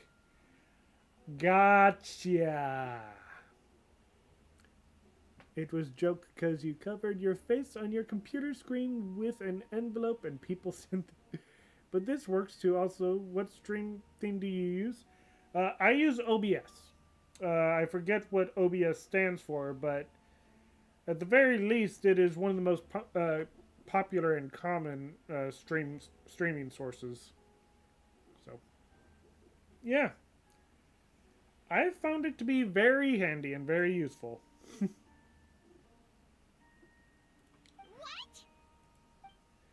There were indeed bodies at each location, and I did kill and bury someone on Dragonspine. Ha!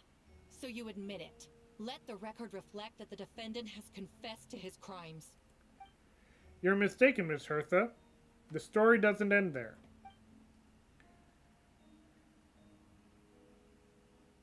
Some time ago, I encountered an uninvited guest on Dragonspine. Someone who wanted to take advantage of the deserted nature of the region to eliminate me in secret. His desire to kill me led to an altercation where I killed him instead, and buried the body on the mountain, the 3rd location marked on the map. Actually, the traveler Amber Bennett and I were with Albedo that day. The Adventurers Guild was holding an event on Dragonspine. After it ended, we all left the area. If the person Albedo is referring to is different from the one we encountered on the mountain, then the altercation must have occurred after we left. This only proves that the defendant is guilty on all counts. Those innocent people. I don't think Albedo knows how to plead not. Hands. Well, he's been trying to plead not guilty for the 2 murders. He's pleading self-defense for the 3rd one, or the 1st one. 3rd one found, 1st one on record, or 1st one chronologically. No, you're wrong. You deny it?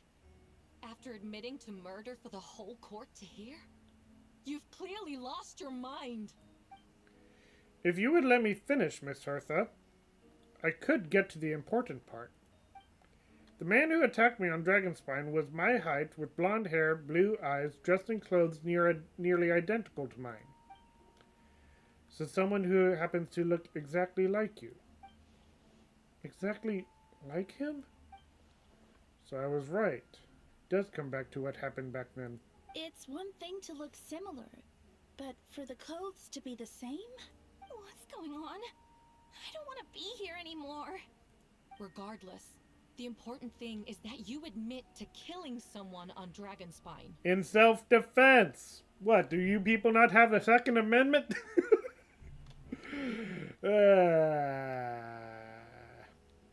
Bad joke, bad joke. Yes, I killed someone that day. Someone who looked nearly identical to me. But I never said that someone was a person. I see. Then it appears I need to withdraw my testimony. What? Everyone! I brought her! Wait, you... The person who just came in, isn't that Hertha? What's going on? Who are you? Why do you wear my face? Hello to you, too. As you can see, this is Hertha, the logistics captain of the Knights of Favonius. I see what's going on here. It's all been leading up to this, hasn't it? Your confession. It was all an elaborate stunt to set me up. No wonder why this Hertha... Well, then again, does that... You want to undermine my credibility? Fine. It doesn't eliminate the mountain of evidence stacked against you. All I want is justice for the people of Mondstadt. Order in the court! I've been stationed on Dragonspine all these years because that is where the subject of my research lies. The dragon, Durin. Several hundred years ago, the Dragon of the East, Dvalin, defeated Durin in battle, and, with the help of Barbados, sealed his remains on Dragonspine. Durin was created through alchemy, one of the finest specimens of artificial life. As such, death was not a true end for him. His heart still beats and grows more revitalized by the day. My imposter on Dragonspine was a failed specimen abandoned in Durin's stomach, an unsuccessful iteration of the Homunculus project. Homunculus? Are you trying to insinuate that I'm some kind of homunculus? Because it looks to me like the artificial one is standing right there. Some kind of imposter you dragged in from Dragonspine. So this is what I look like when I fly off the handle. You know, they say imitation is the best form of flattery, but your impersonation has overstayed its welcome. Master Jean, what are you waiting for? We've known each other for so long. You recognize the real me, don't you? The two of you look identical, but judging based on demeanor, the new arrival actually seems more like the Hertha I know. That means nothing. By that logic, I could just as easily accuse the albedo in this room of being an imposter. How do we know he isn't the fake one? A cold-blooded killer who replaced the real albedo long ago. Then, how about something only the real Hertha would know? The longest scar on my body. The knights who fought alongside me that day should remember where it is. Uh-oh. I remember. Let's hear your answer. I'd like to hear Miles' answer first. Huh? You don't know? Or you don't remember? I heard you've been acting strange these days. Disoriented? Confused? You were closer to me than anyone during that battle. And yet you don't remember a thing. Strange indeed. Miles? No, my head. It hurts. The scar is right here. Why the nerves?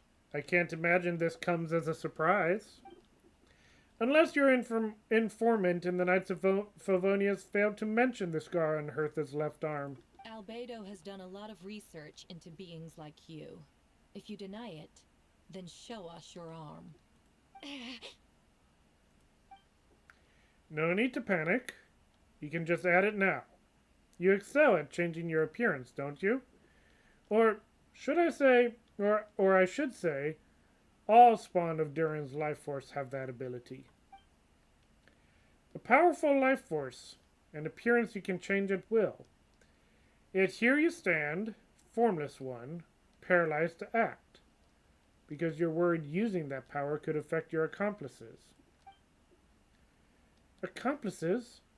Then Miles must be one of them. There are others too. Most of the beings under the influence of Durin's life force have gathered here, and yet their presence is what impedes her from taking action. Once you attempt to transform, all who surround you will be affected by your power. You can't control it, because in this network of living beings, you serve as the core.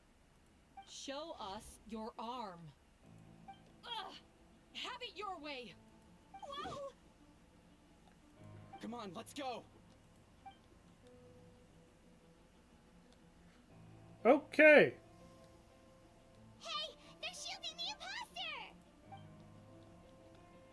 She's trying to get away. Stop her. Don't let anyone stand in your way. There are others trying to get in. Must be more people under her control. Time to get moving, everyone. Whoa! She just leaped across the room! After her!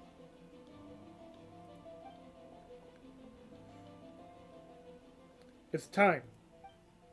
All units move out. Third company, keep on the imposter's tail. We finally have a chance to talk. But before I explain the events of the past few days, I'd like to make a few things clear. First, I never killed any of my fellow citizens, and I never used human remains as part of my alchemical experiment.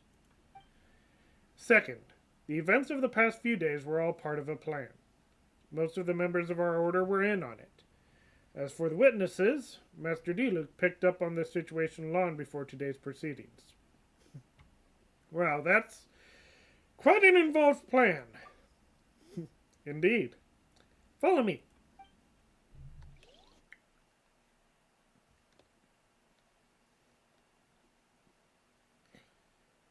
Well, now we know why Albedo didn't plead guilty. What? How are there monsters in the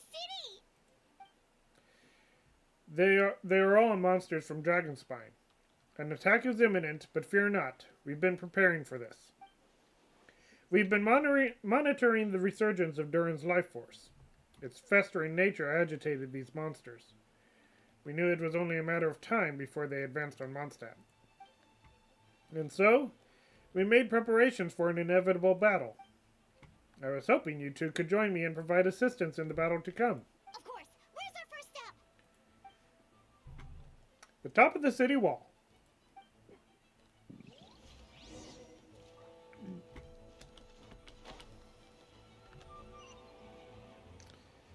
All right. Hey, Mona!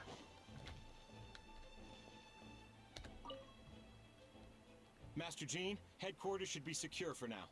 We responded in time and had enough manpower. We can even spare some for mobile support across the region. Good. Our intel suggests that the monsters from Dragonspine could be disguised as Mondstadt citizens, so be sure to exercise caution. Oh, and my divination revealed there are also regular people under the influence of some strange power. Not all of them are monsters.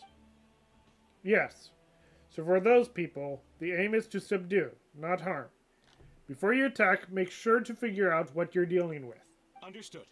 That is going to be precarious, dealing with people, with monsters that look like citizens and citizens that are possessed by monsters. Not a good situation. Alright, let's go to Big Boy first. We're way behind schedule.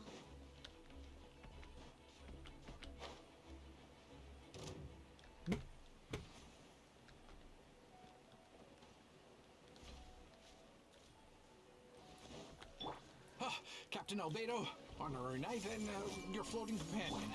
Some of the people around here are acting strange. Be careful.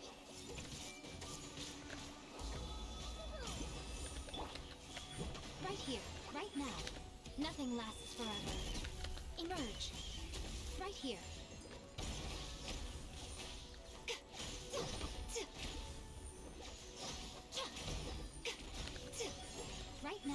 Might have helped if I wasn't playing. Alright, you know what? I'm gonna Here, emerge. switch to, Thanks for the help. I don't think we could have managed that on our own. oh shoot, I can't switch parties right now. All right. We really appreciate the help. Why did that voice sound odd?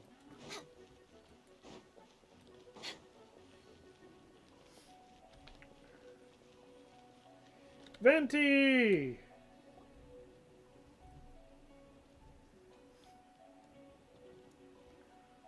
Hey, Venti! Shoot, someone's coming. Help me, please! Someone help me!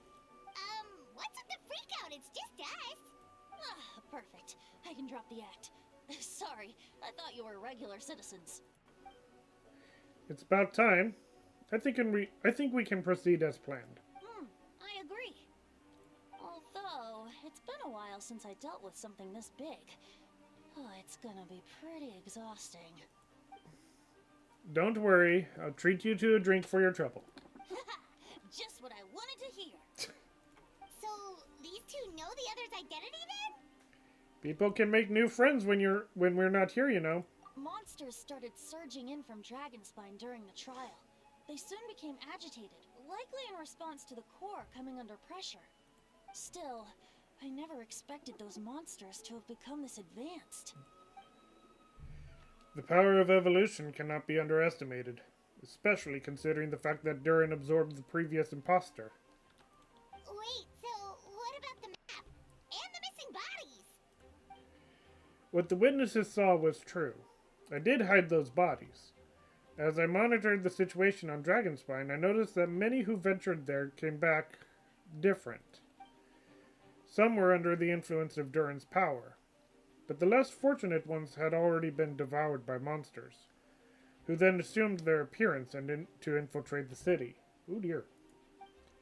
Most of those who were replaced had no close relatives, so when their behavior changed, there was no one to notice.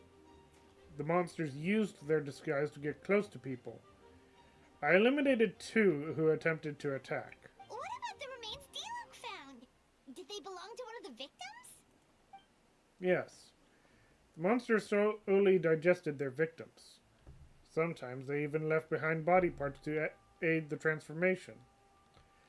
All that remained of the first victim was a few strands of hair, and the second some teeth and bone. The only bodies Albedo destroyed were the monster's mimic forms. Then he buried whatever remained of the victims to put them to rest. Well, someone had to do it. Besides, I managed to gather some valuable data on the putrefaction of the bodies. After we defeated that doppelganger Whopperflower and Dragonspine, we promised to tell each other a story, remember? You told me the story of a gardener. I remember. I'm glad. Then you remember what I told you about Subject 2. In his pursuit to replace Subject 1, he transformed a Whopperflower into Subject 3. So there was another imposter on Dragonspine that day. Yes. That would be Subject 2. I confronted him and buried his body on Dragonspine. So you see, at one point, there was something hidden in that hole you found. But Durin is becoming more revitalized by the day. Under the influence of his power, the monsters dug up Subject 2's body and returned it to Durin's stomach. Durin absorbed the failed creation along with his knowledge and way of thinking. Ever since then, all creatures spawned from his power had the ability to transform their appearance. Humans who venture into Dragonspine for too long are also bound to fall under Durin's influence. But also, those effects don't show themselves right away, and the extent to which a person has been affected is hard to perceive. You saw it for yourself, didn't you? All the people acting strange? Those are the same people who just tried to break into the Knights of Favonius headquarters. Durin's power remained dormant within them until, finally, it surged to the surface and seized control. That was also our goal.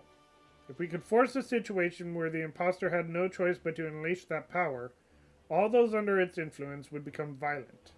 And thus, we would know who was affected. Wait, so what do? We can't go around hurting innocent people. That's why I'm here. It would make me look bad if I just lazed around after promising to help. We will use the power of Animo to restrain them for now. That should give the knights a chance to subdue them without harm. A specialized team will deal with them later. Alright. That's the long and short of the situation. It's time to activate that thing, right? Yes. So, if there are little secrets other people shouldn't know, my identity, for example, keep it to yourself, okay? Alright, this should do it. Do you have the lyre? Oh wait, the lyre's broken. He has a lyre.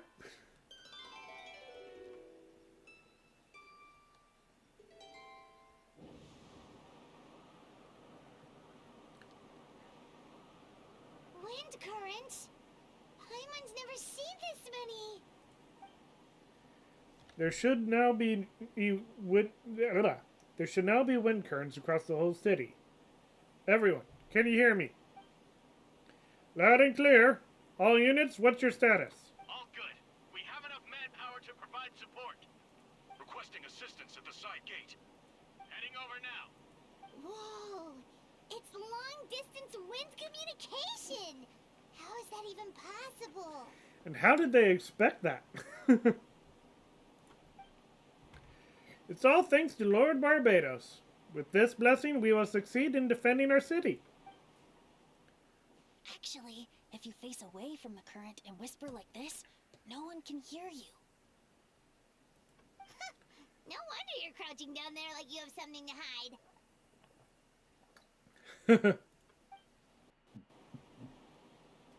You didn't have to broadcast that. Huh? That voice. Venti? Is that you? Oops. Oh, you know, just a wandering bard calling for help. Thank goodness the Traveler, Paimon, and Albedo found me. Got me out of a tough spot. Alright. Now that you're okay, we should check on the status of the other areas.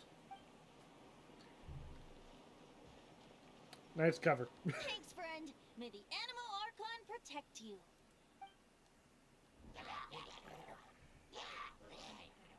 Oh no. I've got things covered here.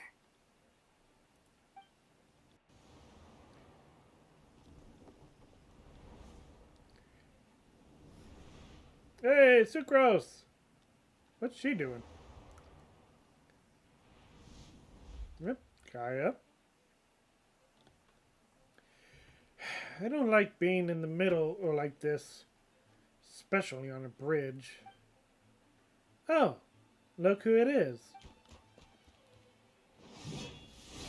Get back! Phew, that was a close one. I suppose thanks are in order, Master Diluc? I appreciate the help. No need. I didn't intervene to save you. It was for my own convenience. You were in the way. Oh? Well, let me get out of your hair then. I suppose we could work together, but you would just melt my ice anyway. Suit yourself. Alright, tell me. When did you notice something was off? The first trial. Ah. Because of the fake Hertha? No. Because of you. Me? What did I do? My defense wasn't passionate enough? No. You weren't nervous enough. Tell me then, Master Diluc. When do you think I actually get nervous? I suppose we'll see, won't we? Monsters, incoming. On second thought, best not to think about it. Time for retribution! Don't get frostbite. Cool it.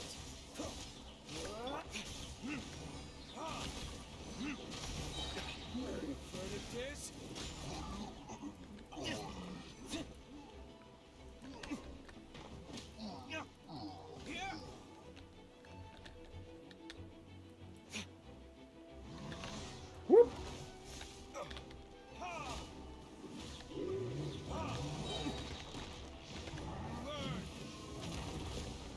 Ah, he dodged! Nope! Whoop!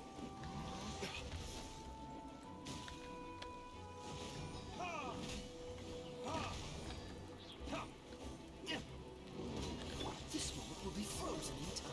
Dodge. Verdict is... Not dodging this time!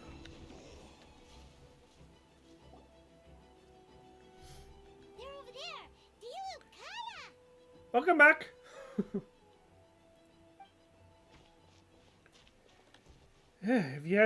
If you had time to make it out here, I'm guessing the other areas are secure. What? We can't be here because we care? Maybe this was just the closest spot to the city gate. Maintaining control over the main road means maintaining control over the battle as a whole. You made the right choice. So what's the status over here? All under control. Don't worry. My trusty civilian volunteer and I have this area covered. I think you mean the man who held the title of cavalry captain before you. We don't have to bring that up. We'll keep up the work. Well, keep up the good work. We'll go check on the status of the other locations. Good luck. Oh, good luck. Oh, and I wanted to thank you for what you said in court. If I'm not mistaken, you were on my side by the end. Leave me. He's had his suspicions since the first trial. I suppose it just didn't feel right to believe that someone who helped me in the past could be a cold-blooded killer. Aw, that's so sweet. Thank you for trusting me and for choosing to fight alongside us. As for you, Kaya, good work as always. We'll see you soon. Of course. Stay safe.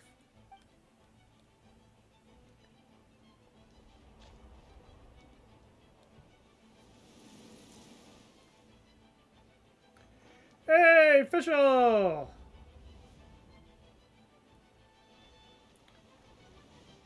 Looking like things are going well. Oh. Time for some medicine. Let's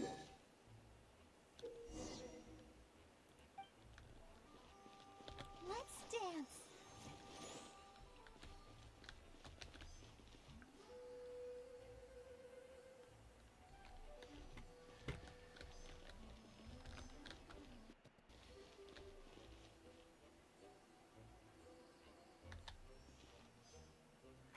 Ah, shoot. Gotta wait a little longer.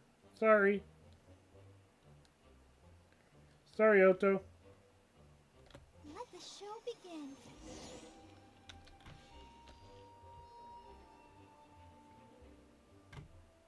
Alright. You should be on the mend. Thank you so much, Miss Barbara. Things are still quite chaotic outside. Swan. It's best if you all remain That's an inside the interesting cathedral name. for now. You're not rushing back out to the front line, are you? You're still injured. Don't worry, Miss Barbara. I'll try not to put myself in harm's way. I can help with the logistics from the back.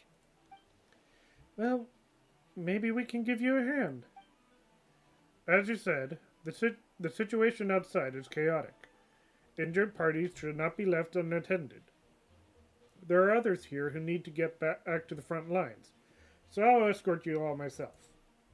Of course. Thank you, Miss Rosaria.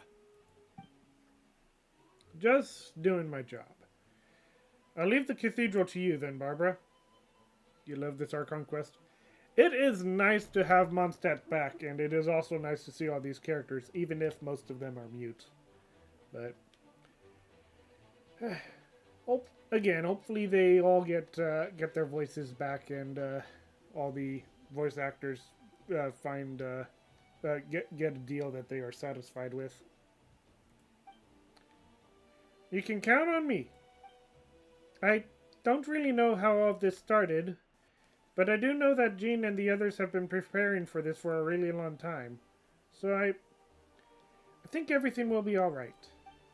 No, it has to be. Did I catch you at a bad time, Barbara? No, not at all. Did you need something? I just wanted to tell you that over the next few days, a lot of things are going to happen in Mondstadt. Attacks and fighting, so I need you to take care of yourself. How do you know? Albedo warned us in advance. It has something to do with Dragonspine, and he's our authority on that region. So we should take him at his word. Dragonspine, huh? So, the city is going to be in danger? Yes, but the Knights of Favonius will do whatever we can to protect the people. But then, who will protect you? Don't worry. I'll look out for myself. I promise. Please let them be okay out there. Sister Byra, could you lend me a hand? Ah, of course. Come in.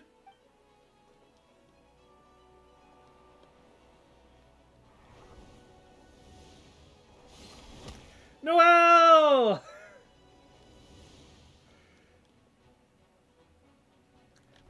I really hope they release like leveled up versions of old characters because Noel needs to be a 5-star knight. They're here. Prepare for battle. On guard. On guard, everyone. Incoming monsters at 11 o'clock.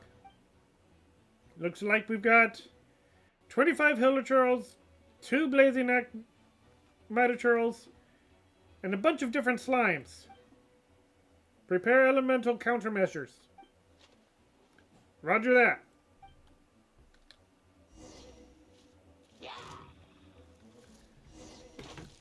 What am I doing?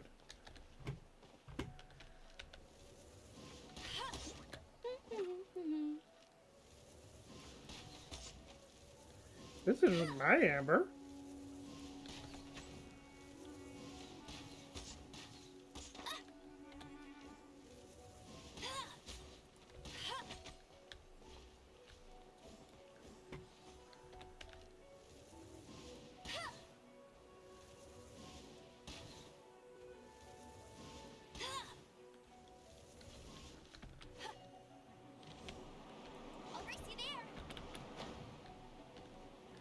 Ah, I see what's going on.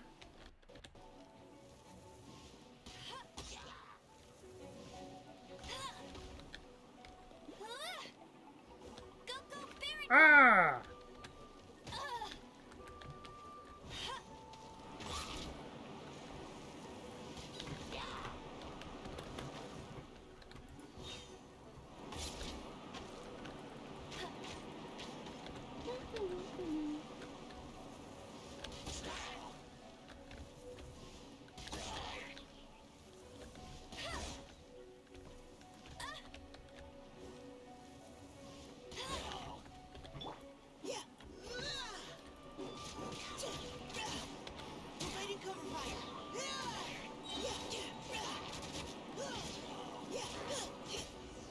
She can finally pass her graduation after 5+ years. Yes, please. Bertha! Oh, jeez, your voice scared me just now. What? Still caught up in the imposter incident? I thought you knew about the plan. Well, after you up and disappeared one day, all Master Jean told me was that you'd be gone for a while on an important mission, and that it'd be better if people thought you were dead. And then, what do you know? Someone who looks exactly like you appears out of nowhere 2 days later. If Master Jean hadn't told me about your mission, I would have fallen for it hook, line, and sinker. Yeah, that's quite a scary thought. I get chills just thinking about it.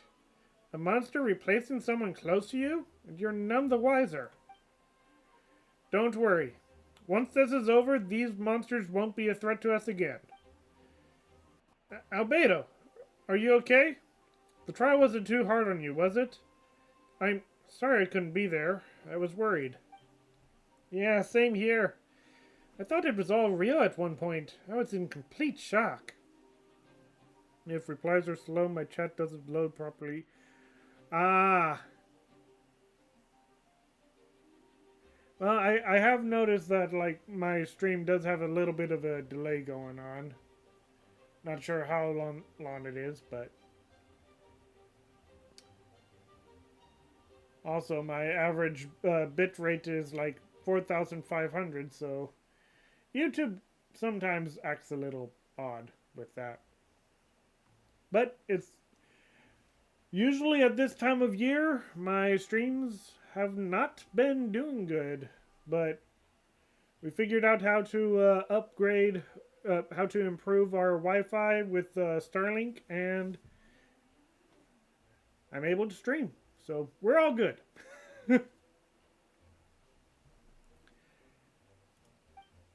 So you didn't know, Amber? Then it seems Eula did an excellent job at keeping the situation under wraps.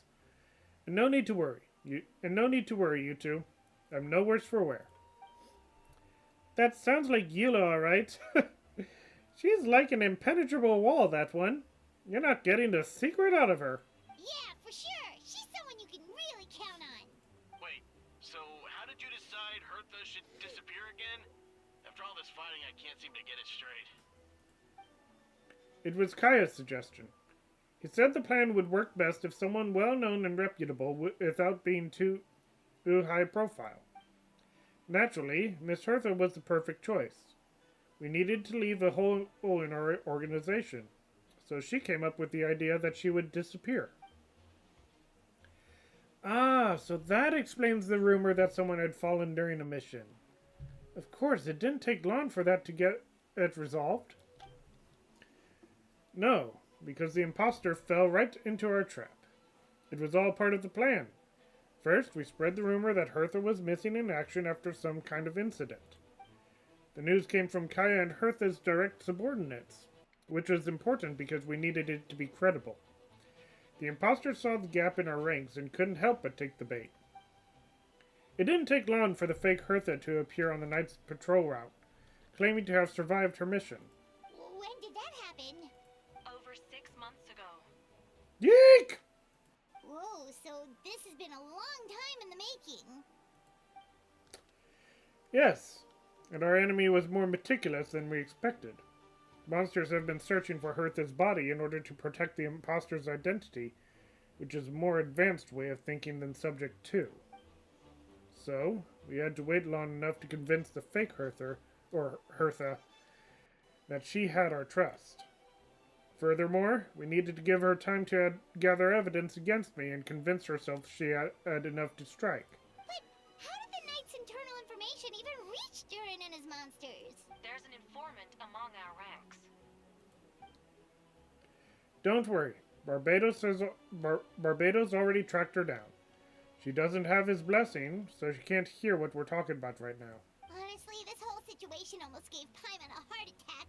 All those awful accusations in the first trial, and you couldn't even defend yourself! Yep. It was to be expected. I couldn't just reveal the truth. It had to be at the right moment, or it would have given the imposter even more fuel to use against me.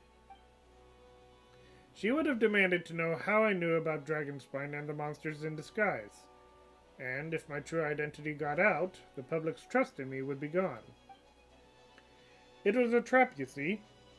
Argue back and expose my origins, or keep my mouth shut and be seen as a murderer. Credit where credit is due, it was well thought out. So wait, you're now saying that in open chat that you about your secret origins? Okay. Yeah, thank goodness we were able to back her into a corner. Indeed, and I have you to thank for that, Zendor. You probably don't know it, but you've been a part of the plan since the beginning. Me? But I didn't even know that there was a plan. And for that, you have my sincere apologies. I know I kept you in the dark, but I had a reason. This might not sound intuitive, but I did it to make the plan even stronger. From the beginning, I knew I had to leave the letters in my office for a fair and independent reader to discover. Someone willing to seek the truth. Naturally, I thought of you. I knew you would return for Windbloom. I knew you would agree to attend the trial. And I knew your sense of responsibility and justice as an honorary knight would compel you to start your own investigation. The fake Hertha, Subject 2, has met you on Dragonspine before. If she thought even you had lost faith in me, her confidence might get the best of her. The perfect time for us to strike. Albedo's right. You were part of our plan from the start. I hope you don't take offense at our decision to keep that from you. And please, don't be too hard on Albedo. He was just doing his best to look out for Mondstadt. Enough people were involved in the plan that it was... We had no other choice. The Honorary Knight and Paimon will always be friends of Mondstadt. We will never forget that. Aw, that means a lot. In that case, thank you for thinking of me. It was an honor to take part. It is us who should be thanking you, Honorary Knight. Wait, was that you just now? Let's go to the side gate to check it out. First, what's over here? Oh, Diona! These darn things are more annoying than disgusting booze hounds. Albedo, Zendor, if you run into anyone who needs a safe place to wait this out, feel free to send them to the Cat's Tail. I'll be here to watch over things, so the tavern will be safe. Thank you, Diona. We'll be sure to do just that. Yeah, excuse me.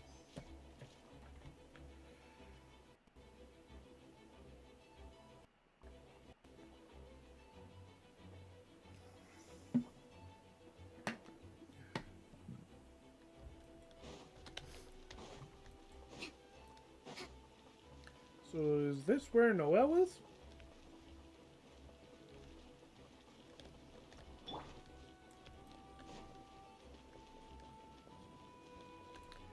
No, Bennett! Okay, for a moment I thought this was the blind girl that usually sits here. Nope, that's someone else. Whew. Gotta say, when I saw you on the side of the road, I thought you were hurt. Not about to whack me in the head. Oh gosh, I'm so sorry about that. I was trying to run away, but I just couldn't keep going, so I pretended to be unconscious. Thought I could at least land a surprise hit on a monster that way. I get it. That's a pretty common tactic. Oh, Traveler, Albedo, you're here. If you're looking for somewhere safe, head to the Cat's Tail. Diona's sheltering people there. Anyone who needs help is welcome. Got it. I'll take her there right away.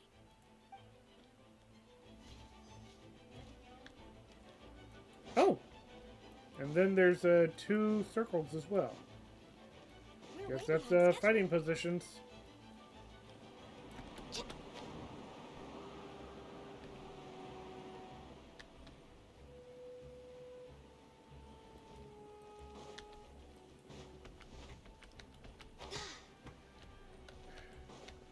Oh! Noelle!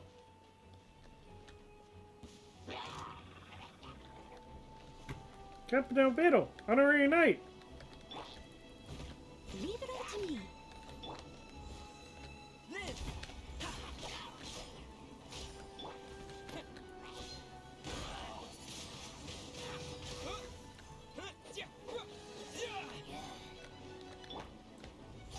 Burst forward.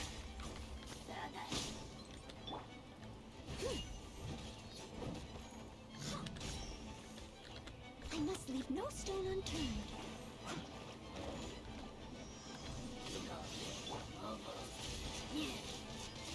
I don't think you'll be able to stay up there.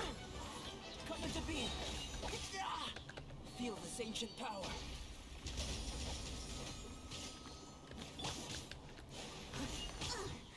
I missed it. Leave it all to me. As a dutiful maid would.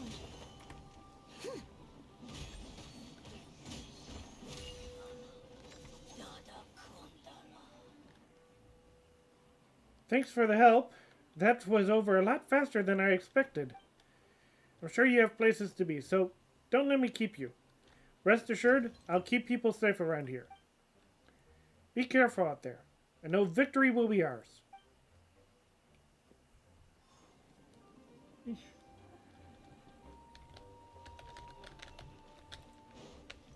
Noelle's still my favorite. My favorite one of my favorite characters in Mondstadt. Maybe not necessarily my most favorite, but definitely one of them. Is that a? How did I not notice that there was a dragon on top of a dragon symbol on top of this gate? I never noticed that. Eula! It's all my fault. I knew Clea was fast, but disappearing like this? I only lost sight of her for 1 second. How am I going to explain this to Albedo? Explain what? Albedo, Traveler, Paimon, what brings you here? So, how long until we start hearing explosions? We're providing mobile support across the region. Was there something you needed to explain? You can tell me anything. I hope you know that. Yeah, plus we kinda already heard what you said, so... Just tell us. There's nothing to be afraid of. Clea, she disappeared right under my nose. I'm sorry. I'm doing all I can to find her. I see. Please don't beat yourself up. Clea's... Wait! Something's coming this way, and it doesn't look pretty! Alright. Fighting first, conversation later. She was right next to me, and the next thing I knew, she ran off somewhere. I swear I only lost sight of her for a second.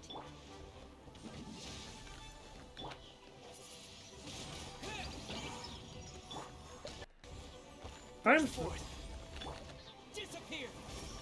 Yeah, I thought that was Clea's bomb. Windblade. Those bombs. I see what you mean. She's not to be underestimated.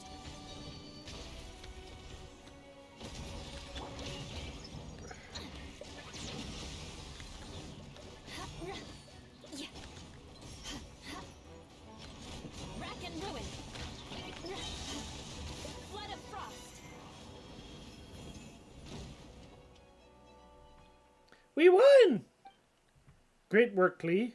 I'll be counting on you to protect Eula next time, too. Albedo, you can't be serious. No problem. Just leave it to Clee. Are you going on patrol, Mr. Albedo? Clee heard you went camping for a few days, and these monsters followed you back home. Camping. Ah, right. The truth isn't suitable for little ears. That's right. So I need to report back to Master Jean to settle my expenses. If you have some time, I'm sure Eula would be grateful if you escorted her back to headquarters as well. Of course. I place myself in your capable hands, Spark Knight. I still don't know if it was smart to encourage a child to play with explosives by promoting her to Spark Knight. Still don't know if that was a smart idea. It would be an honor. Clee will do her best. All right.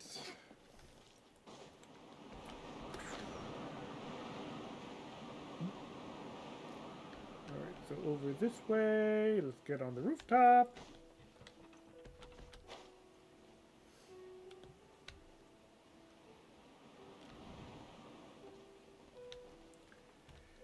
Jean!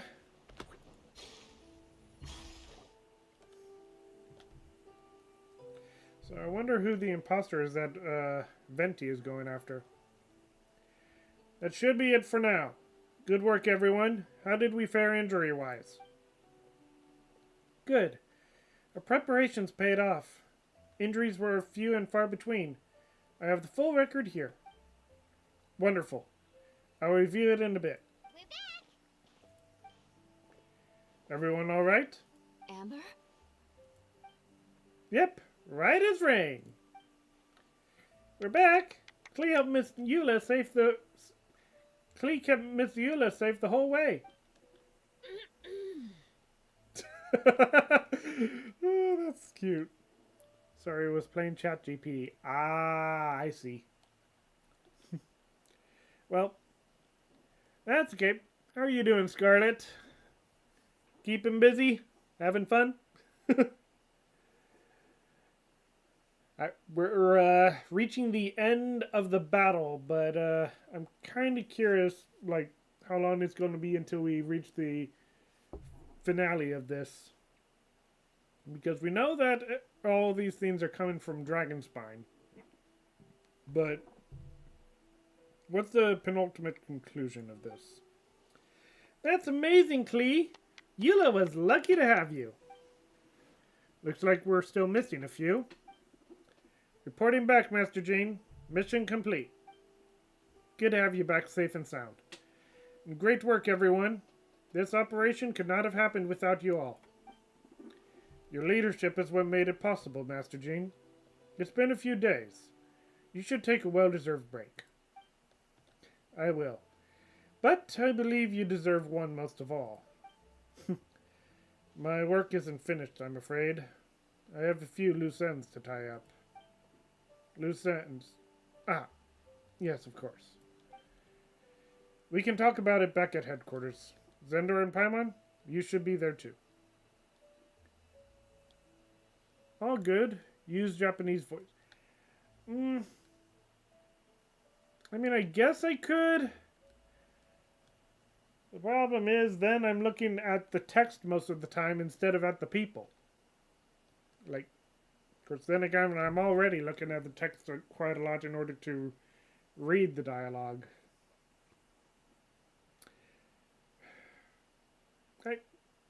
I want to keep the English ones for now. I at least want to do so out of celebration of the fact that Erika's voice is back, or Venti's voice. Erika being his voice actress, whatever. All right, everyone. All right, everyone who has finished their work should head back to their quarters or to the church to get some rest. Want to come with us, Klee? We can drink some tea and eat some freshly baked moon pies. Yes, yes!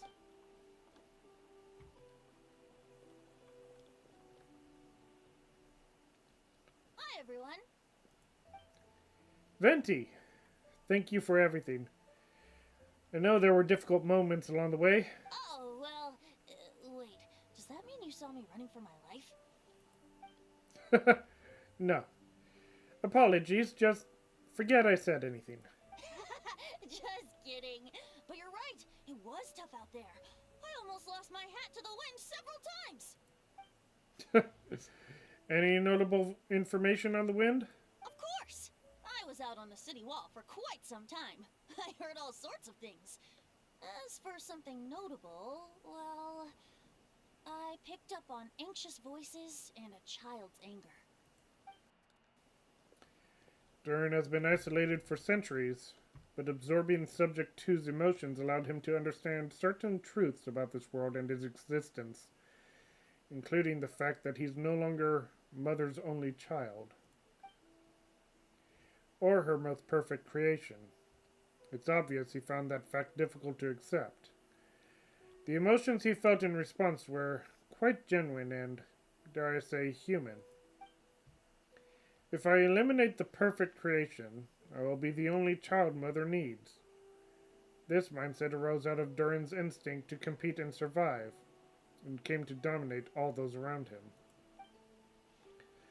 Of course, the absorption of Subject 2's knowledge allowed him to take a more intelligent approach, accusing me of murder. In the end, however, Durin still lacked sufficient social intelligence. The fact that his army even got this far is a miracle. Oh, no wonder Venti sensed a child's anger through the wind. That same feeling. Ugh, it's close.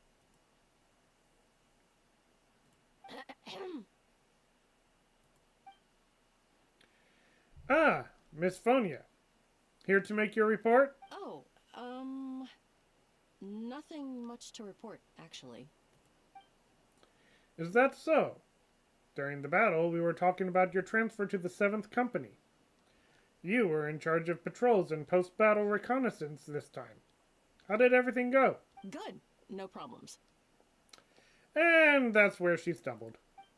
I see. If you don't mind me asking, why did you come from that direction? And why are you alone? Did you think we were still meeting at the side gate? There was a change of plans. We sent the message over the wind in the last few minutes of the battle. There were a lot of changes during this operation, but I imagine you missed those as well, because you're under Durin's influence. And you have been since your trip to Dragonspine over 6 months ago.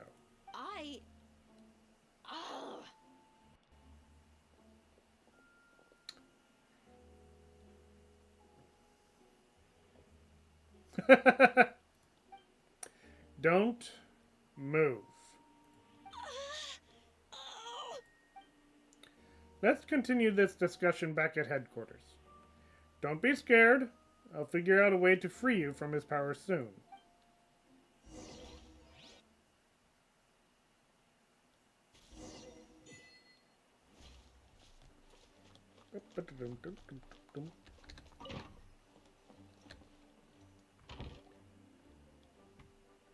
Alright, the others are looking after Fonya. Please tell me you can help her. I can, as long as the rest of the operation goes well. Wait, the operation isn't over. What do we do now? What happens next is more of a personal project. I've consulted Venti about the possibility of calling a tripartite conference. Ah, yes. That's a relatively new tradition. Grandmaster Varka came up with the idea a few years ago. I still remember when he approached me about asking the lovely ladies of the Hexen Circle for a small favor. The chumminess caught me off guard. If I hadn't known any different, I'd have thought he was talking about his older sisters or something. Older sisters? Is Varka really young or something? I wouldn't exactly call him young, but he's not old either. He's the type to crack a joke at every opportunity. So whatever age that is. Indeed. Anyway, the tripartite conference is a gathering of 3 parties. The Hexen Circle, the Animal Archon, and the joint forces of the Knights of and Church of Favonius. Lord Barbados was able to facilitate a meeting between Varka and the mages. Varka has quite a way with words, so he was able to gain their favor and convince them to agree to a very important request. Namely, that in Mondstadt's greatest time of need, the mages would return and lend their aid to our nation. Yes, and now I have a request of my own, so I need the conference to convene once again. Venti, if you would. Of course. Traveler, pass me the Dodo communication device. Huh? You're gonna use that thing to call them? Just watch and learn. Okay, I think this should do it.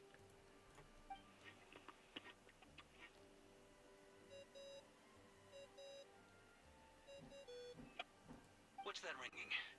Is it the wind or something? Hold on, that's not the right voice. Wait. Barbados? Huh? Varka? Grandmaster? Oops, wrong contact. Sorry, Varka, you're probably busy right now. But considering I'm surrounded on both sides with a group on my tail looking to turn me into mincemeat, yeah, I'd say so. Ah, yes. Well, have fun. We can talk some other time. Oh, boy. All right, pass along my regards. Oh, and I still owe you for those drinks, don't I? Just take it from my stash. I keep it in... Venti hanged up on him. Hey! He was just about to tell us where to find his secret stash! Don't tell me he hid it beneath the great tree of Windrise. That seems like a bit much.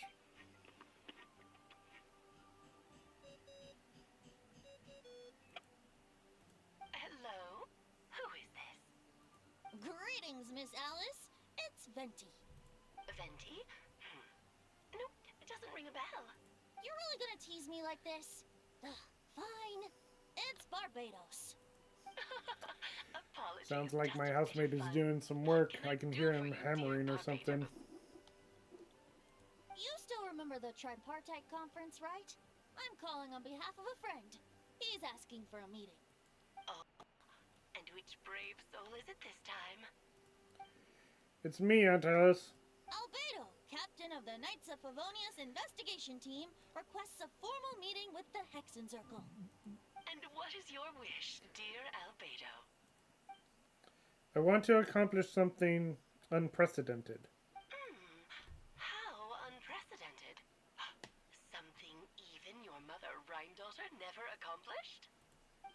In terms of technique, no. But in terms of location and materials, yes. Okay, that makes no sense. You've piqued my interest. I'll be right there. Wait, are we going to see Alice in person? Be right where? Here?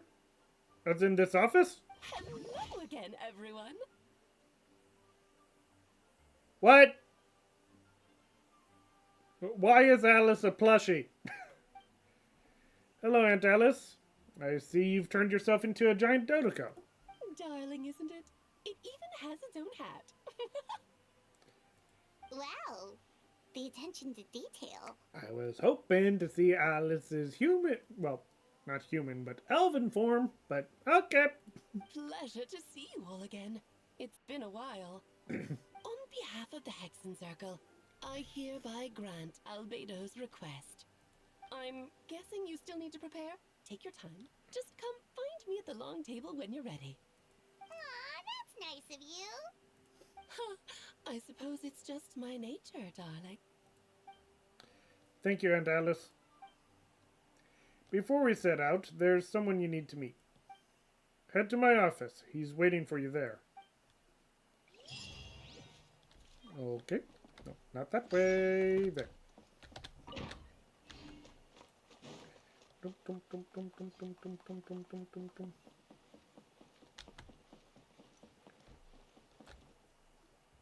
Hey, have you ever wondered why Albedo always keeps his office closed? Paimon bets there's a secret snack stash hidden around here Hey! Shh! Hey! Not so loud! Aw, man, even Mini Durin lost his voice. Mini Durin? What are you doing here? Actually, I've kind of been helping you guys in secret this whole time. I tried tapping Paimon on the shoulder during the battle, but you floated away too fast. You were there? Yeah, I've been in Mondstadt for a few days now, but I've kept myself out of sight. I thought people might be scared of me. Oh, don't worry. We aren't scared of you.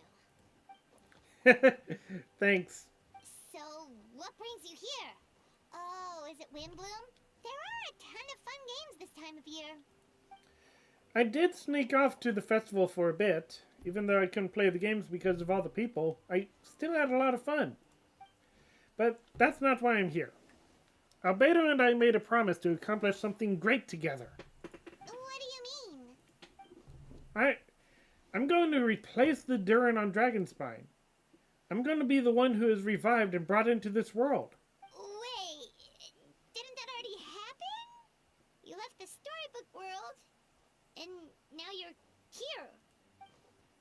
Sorry. I should be more specific. Albedo said he can use alchemy to turn me into a human. What? Human transmutation? So you're Albedo's intended subject. Yeah. He's been working on it for a long time. And that's what you want, Mini Durin? To become human? I don't know if want is the right word. I don't even know if there's a right answer in a situation like this. But I do know this. I have just as much right to this name. I don't want to lose to the other Durin. Becoming human isn't as simple as just changing form. I know. Albedo talked to me about that. He said the Durin on Dragonspine is a lot more aggressive and primitive. Almost like a beast. But Mom created me in a storybook. I really am starting to strain my voice a little bit. Shoot. Maybe I should just switch to Japanese. The pure parts of me can balance out the evil parts of him. if I'm honest, I don't know what that will look like. If I can still be me once I become one with that part of him. Maybe without a complete soul, there was never really a me to begin with. Albedo said these kinds of questions are normal. We're all just trying to figure out who we are. But I'm not afraid of change. I want my life to have meaning, and suppressing an evil dragon, becoming human, both sound pretty meaningful to me. So don't worry. No one is forcing me to make this choice. Well, turning you into a human sounds like a huge project. No wonder Albedo wants to get the Mage's approval. Yeah, I'm really grateful to him. We're kind of in the same boat, you know?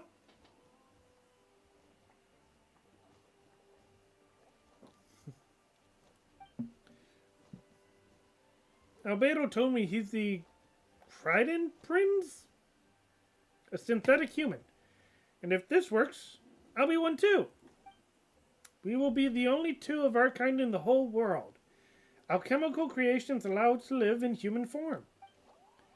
If all living things are grouped together by species, and there's only one other person like me in this world, I guess that makes us family. Definitely. You've just gotta trust one another. Actually, while we're on the subject, does your friend Hakai know about this? Yeah, I told him I was coming here to fulfill this duty. He didn't try to stop me, just told me to get a move on then. He didn't say it outright, but I think he supports my decision. Maybe even thinks it's a good idea to go through with this. I'm a little scared, of course, but excited too. Anyway, I'm really glad I got to talk to you at a time like this. I feel a lot better now, so thanks. Alright. Where...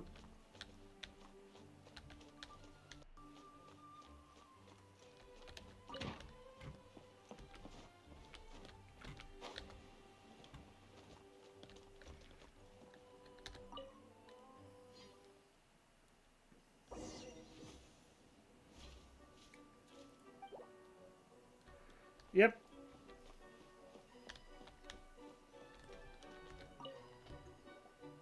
Welcome, one and all. Please sit wherever you like.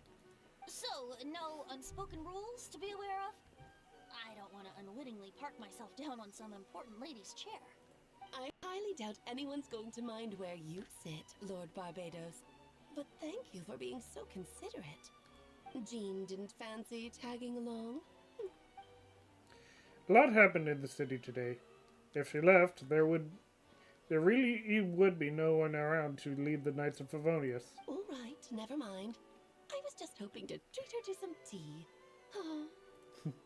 So, tell me, Albedo, what is this outrageous and audacious plan of yours that I've been hearing murmurings about? I'll get right to the point. I intend to kill the evil Durin in Dragonspine. Oh? And I'd also like to request some alchemical reagents from the Hexen Circle. Which ones? I'm all ears. First would be the flesh of that immortal monster from the Mare Javari. Interesting. What else? The other is a portion of the embryo left by my mother, Rheindotter. Ah, the raw material from which she created her monsters in the past. There's not much of it left. Dragon blood, monster flesh, and embryo. Sounds to me like a formula for creating life. Correct. Durin's heart has continued to beat ever since the day he died. That means it's just a matter of time before he eventually returns. It could be centuries away, or millennia, but the day will come. I've spent years investigating in Dragonspine, so I'm well aware of the danger he possesses. He has already posed a considerable threat to Mondstadt at less than half of his original strength. There's no telling how dire the consequences would be if he ever regained his full life force. Hence, if we want to be free of the dangers posed by his blood and limitless vitality, we must find a way to eliminate Durin entirely. Unfortunately, Durin is a special entity. Even after death, he could reawaken at any moment. So the solution is to kill him and then resurrect him in a different form. Upon resurrection, he will no longer be the creature he once was. In fact, he will no longer be a monster at all, because I intend to transform him into a human-like being. During the summer, Klee and I visited a fairy tale world called Simulanka. It was created by the mages from the Hexen Circle, so I'm sure you know of it. Of course. It was even the home of one of M's children the other Oh, I see. It was during that journey that I learned, with certainty, that Durin would return to life one day. That experience inspired me. I met the pure soul M had created, and I knew if I wanted to change Durin's fate, he could be the key. To that end, I devised an alchemical model of the transmutation. The soul will come from the fairy tale dragon of Simulanka, the blood from the original dragon's heart, and the monster remnants from the marriage of Ari and the embryo mother left behind will form the flesh. The corrosive nature of the dragon venom and the heightened vitality of the monster remnants will offset each other, keeping the constructed body in perfect balance. A powerful side effect can be triggered when festering forces and life energy collide. In an alchemical setting, the results are sure to be nothing short of astounding. The glint in your eye when you talk about these ideas. You really are your mother's child. Do you see that as a bad thing, Aunt Alice? Of course not. To me, you're both extraordinary individuals. I find you fascinating. In any case, now I see why you asked Venti for help. The raw materials you seek are extremely valuable. The misuse of even the tiniest amount could cause unimaginable chaos. That said, we're happy to give you what you need. But there is one condition. You need to prove you can wield them. And so, you must pass the Hexen Circle's trial. I understand. I figured something like this might happen. That's why I asked the Traveler to come along. Wait, I'm joining you in this? I can think of no better partner for such an endeavor. So you know our tricks, huh? Aunt Alice has always loved a spectacle. Any chance to witness friends come together to support one another. Well, success means little if you have no one to celebrate it with, no? Although, I'm afraid dear Paimon will have to sit this one out. What? Why?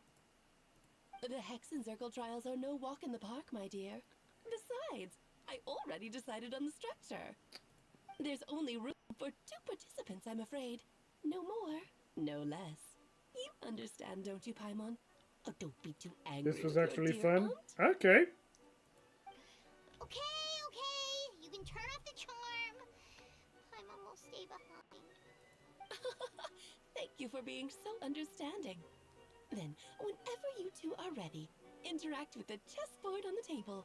It will guide you through the trial. Then let me make a formal request. Will you go through this trial with me?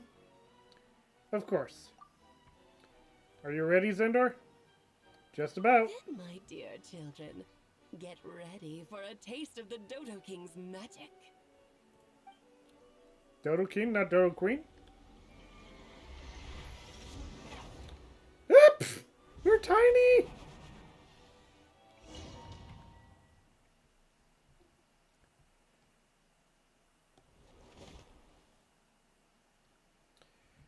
It's certainly in keeping with the Hexen Circle modalities. We've been shrunken down to a chess piece size. Whoa, you're so tiny now. Take extra care of yourselves, okay? What is it? Nothing, it's just Paimon's voice is even louder than usual now I'm this size. She's always so energetic and lively. Nothing can dampen her spirits. Don't worry. You'll be back with her again in no time. You sound pretty confident, Albedo. And Alice?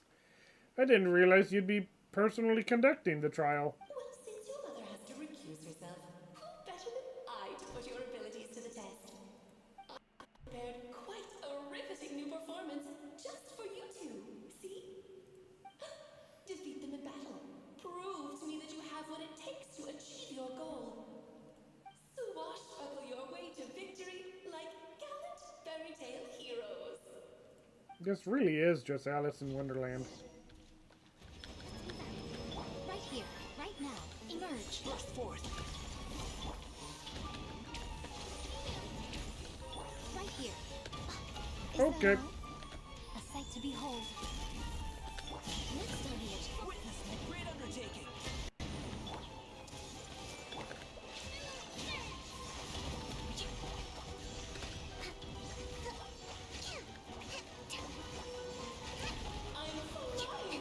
Emerge. Right now. Emerge. Moment of birth.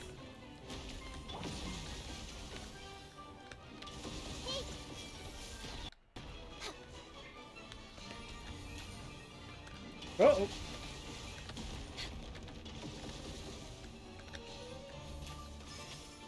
Moment of birth. Right here. Emerge. Hold the line. What team am I using? Well, the only one that they gave me when I was already here. Not my strongest team anymore, but it is good team nonetheless. Oh shoot!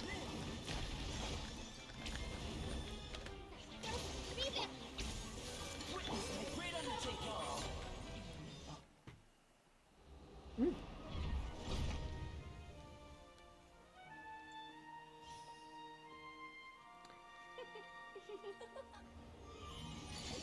Oh, it had to be this form? A toy really doesn't suit me. This one doesn't seem like Alice. Well done. But this isn't over. I will now preside over the second trial. Stare straight ahead, and you'll see things as they appear. But Is this Albedo's mother? you'll see them as they are.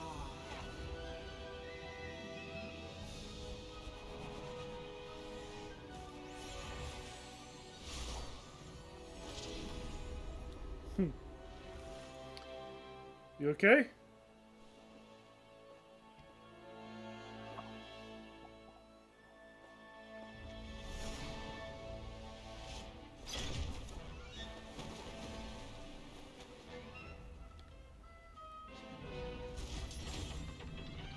Yeah, that is Albedo's mother? Okay, well.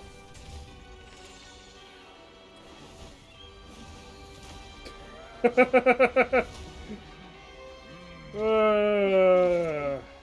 trial awaits. This really is just Alice in Wonderland. We're fighting against sentient chess pieces. Only by turning the world on its head can we see its true colors. Oh, shoot. It begs the question. Why is my See, jellyfish... side of this chessboard, pawns earned true freedom the moment they gained legs with which to run. So, in the spirit of Rhino, a little surprise for you. No need to thank me, of course. Just a small gesture of kindness from me. Open ceremony. Where were we? Rest and rebuild. Right now. Emerge. Right here. Witness my great undertaking. Blast is quite enough.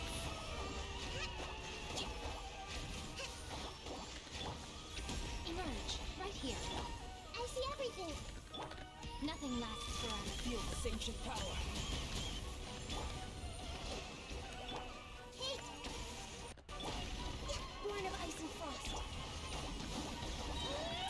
Permanent. Live. Dance, my dearest. Let us dance, my dearest. Oh my goodness. Everyone hold hands. Right here. Emerge. Our performance has yet to conclude. No touching. Sharing Uh-oh.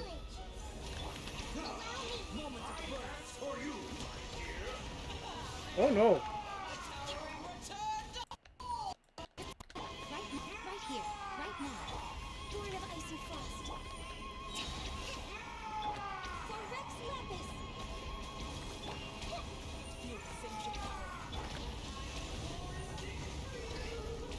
What?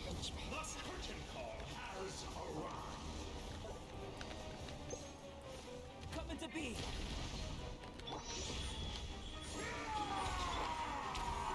Witness my great undertaking.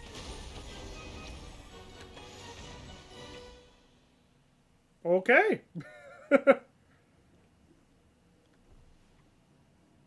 Yes, very well done.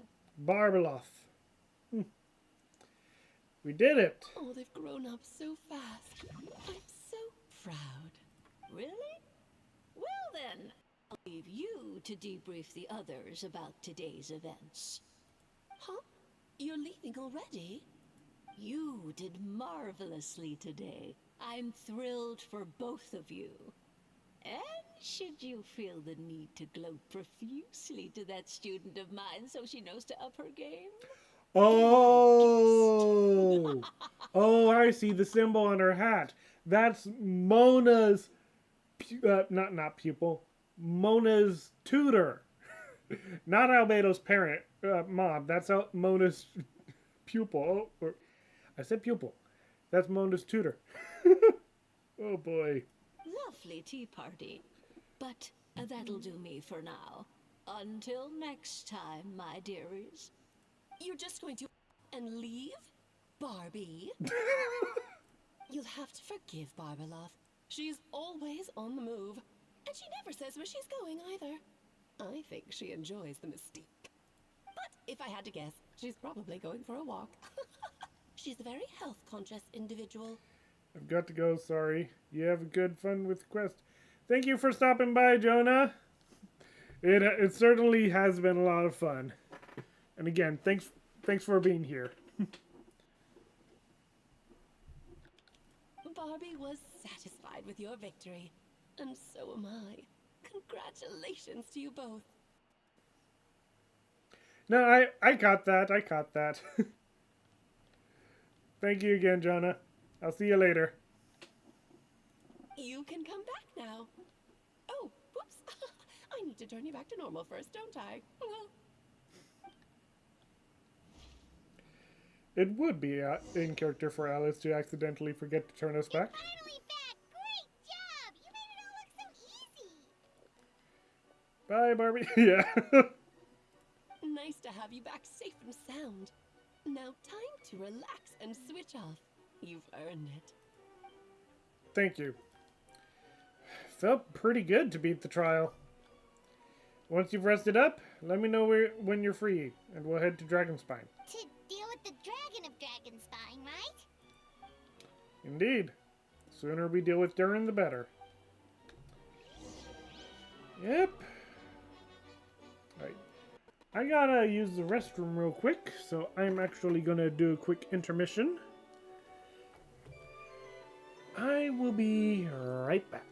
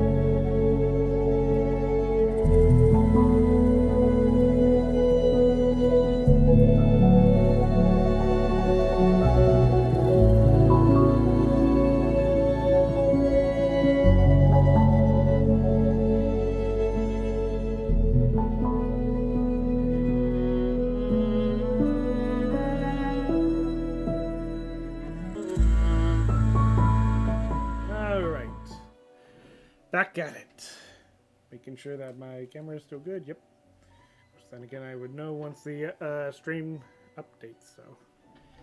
Yeah. Also, I better heal myself. Heal up my characters.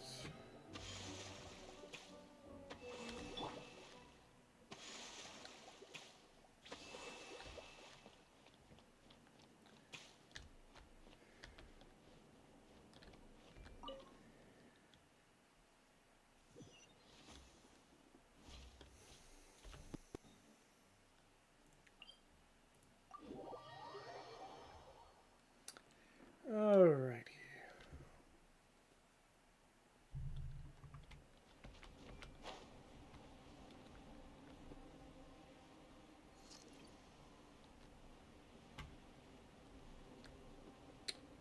Nice little campfire there to warm ourselves up.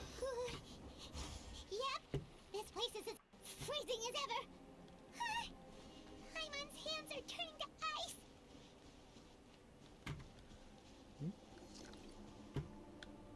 You sure? Is it warm in there? Ah, yes, this place.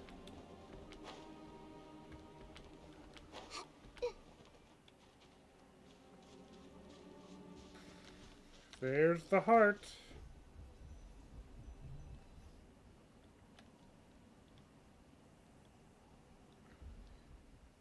We've arrived. Sorry, Paimon. I have to get to work now. Still beating away after all this time. Leave it to me. You two, stay on guard.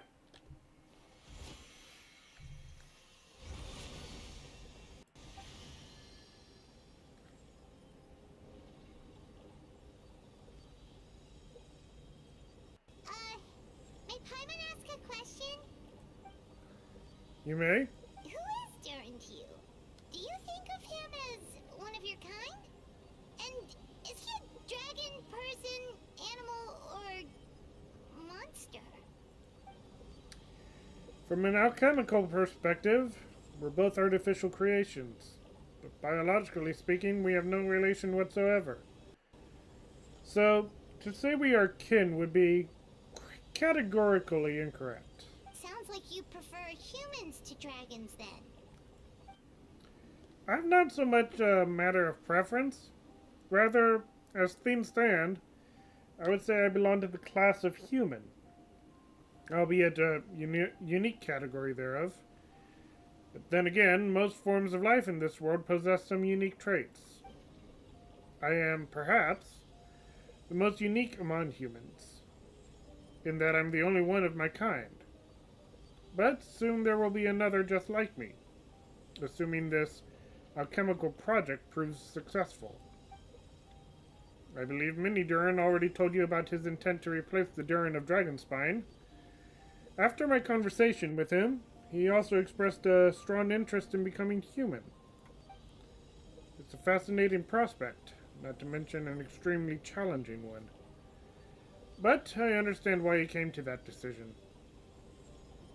Do you see this as an act of creation? Well, understood in the broadest sense, this project deals with both the past and the future, and stands to profoundly impact many lives. That primarily is what makes it worthwhile. Helping Mini Durin become who he wants to be is a secondary consideration, though still a meaningful one. By contrast, my personal motivations are nothing so grand and meaningful. I'm just pursuing something I believe in. In my view, to cultivate life, which the world cannot generate endogenously, is to cultivate the world itself. Whatever aids life in attaining a greater level of perfection improves the world by doing so. It's not a question of whether this ought to be done or not, merely whether I wish to. The alchemical enterprise is concerned with deciphering and comprehending all forms of knowledge. That is the path I walk. Of course, that's not to say that this is just a science experiment to me. Anything that affects Mondstadt, I approach first and foremost as a member of the Knights of Favonius. Does that answer your question satisfactorily? Well enough. Thank you. And with that... Oh! Finished. Looks like a golden energy has encased the dragon's heart. The whole heart would be too big. I don't need that much. Instead, I've just removed the core. The rest will soon lose its vitality completely. This time, Durin's body should finally die for good. Wait, but in that case, what's gonna happen to the fake Hertha? And what about the people who fell under Durin's influence? The Knights will keep an eye on them. But as far as I'm concerned, eliminating Durin's influence on the citizenry and creating a new Durin through alchemy are one and the same thing. Armed with this heart, I'll be able to complete the alchemical array and deal with all these issues in one go.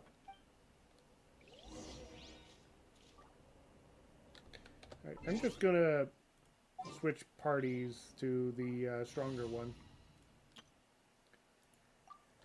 I like the elemental reactions of this group that I have here, which made them my most powerful team for the longest time. But Natlan introduced a whole new roster that just like implementing a healer, an electro healer, the now strongest pyro DPS character, and then Chaska, who just uses all the elements of her entire team. Like, perfect team setup, and I really should have been using them from the beginning, but especially considering how that chess fight went. Still beat it, but there were moments where it came a little close.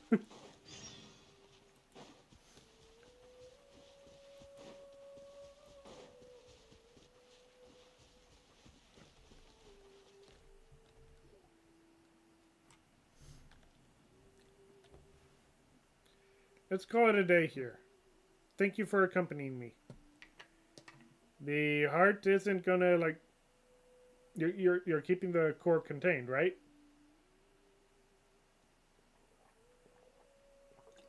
This isn't something that needs to be rushed. Pleasure. We sure learned a lot. Mondstadt's a lively place during the Windbloom Festival. You should take a look around and pick some nice souvenirs for yourselves. Oh yeah, the festival! Wonder who the Windbloom Star is gonna be this time. Well, we've been too busy dealing with this situation the entire time. Who else would be free to work during the Windbloom Festival? I'm sure we'll find out on the day of. 2 days later. Okay. Whee!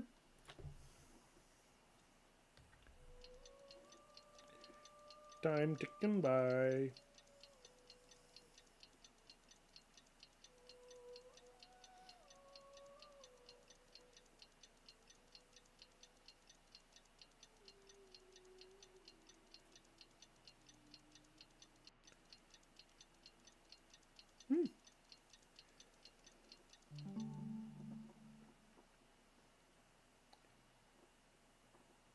Ooh, ooh, ooh.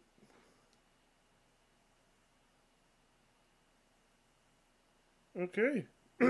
Looks like about 20 minutes ago, Honkai Impact had the their update announcement. I'm gonna have to check that out after stream. This is Genshin Impact right now, not Honkai Impact. So. The Windbloom Festival is about to begin. Let's go check it out.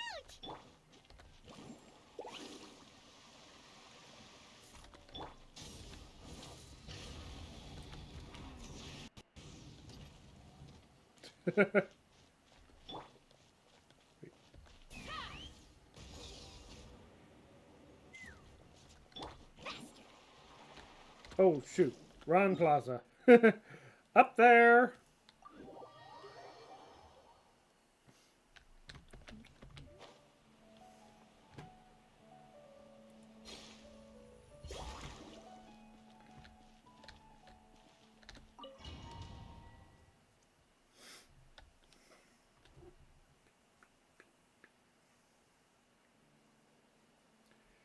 As you all know, during this year's Windbloom Festival, the people of Mondstadt have banded together to defeat several waves of monsters that tried to invade our city. Accordingly, we would like to award the title of Windbloom Star to someone who made an outstanding contribution to the defense operation. This someone who may not look like a strong warrior, but whose keen insights played a vital role in gaining control over the conflict. His words and songs always have a way of lifting people's spirits, and they were a great support to us all. Let us give a round of applause to this year's Windbloom Star, Venti the Bard. Wow! Amazing! Of course it would be Venti. Huh? No way! You're really gonna pick me? Why not? You're the perfect person for the job. Alright. Does that mean I get unlimited free drinks at the tavern? I'm sure they'll be more than happy to support this year's Windbloom Star. If you'd like, you can even take a drink while you're giving your acceptance speech to the crowd. In that case, instead, how about a song? The best bar in the land about to begin performance. So don't go away. Gather round and lend me your ears. Ooh, cinematic.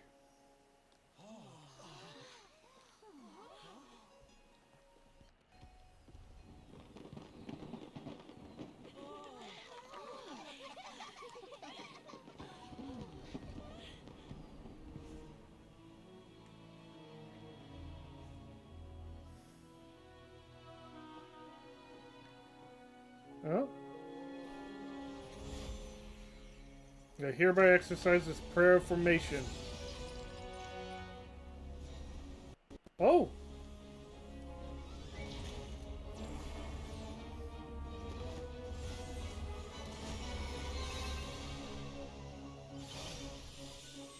Wait.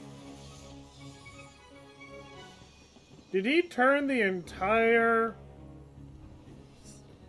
city of Mondstadt into a giant alchemical circle?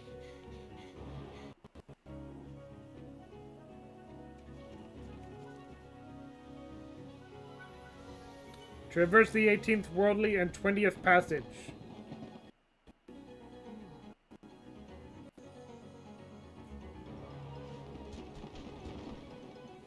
Emergent soul, enter the mortal realm.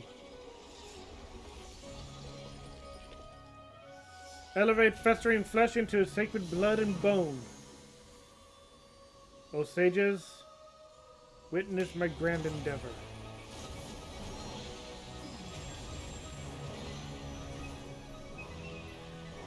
Oh! He wasn't even in the same room as Durin. I thought... Okay. Ah, I see. So he's using the fireworks as cover.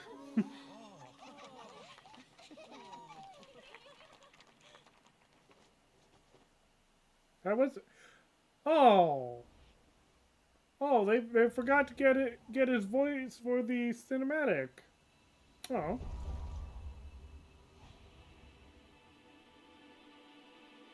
Oh. You still got wings. Albedo, how did everything go? Very smoothly, I'd say. We achieved our goal. Really? So Mini Durin looks like a human now? Correct. However, his newly formed body is still stabilizing. We should give him some time. Incredible work, Albedo. I graciously accept the compliment. It really is rather remarkable what we've accomplished. So, how do you feel right now? Quite good. I did what I set out to do and achieved a personal goal. I think even she would have made her facial expression had she seen it. She? My master and mother, Raiden daughter. A long time ago, for a moment I just thought, wait, is my microphone on? My microphone is on. Good. A long time ago, she sent me to Mondstadt with the instruction to complete a task of monumental importance, to find the truth of the world. I had a theory about what she meant, and in time I was able to corroborate it. Sure enough, finding the truth of the world basically stood for getting a life.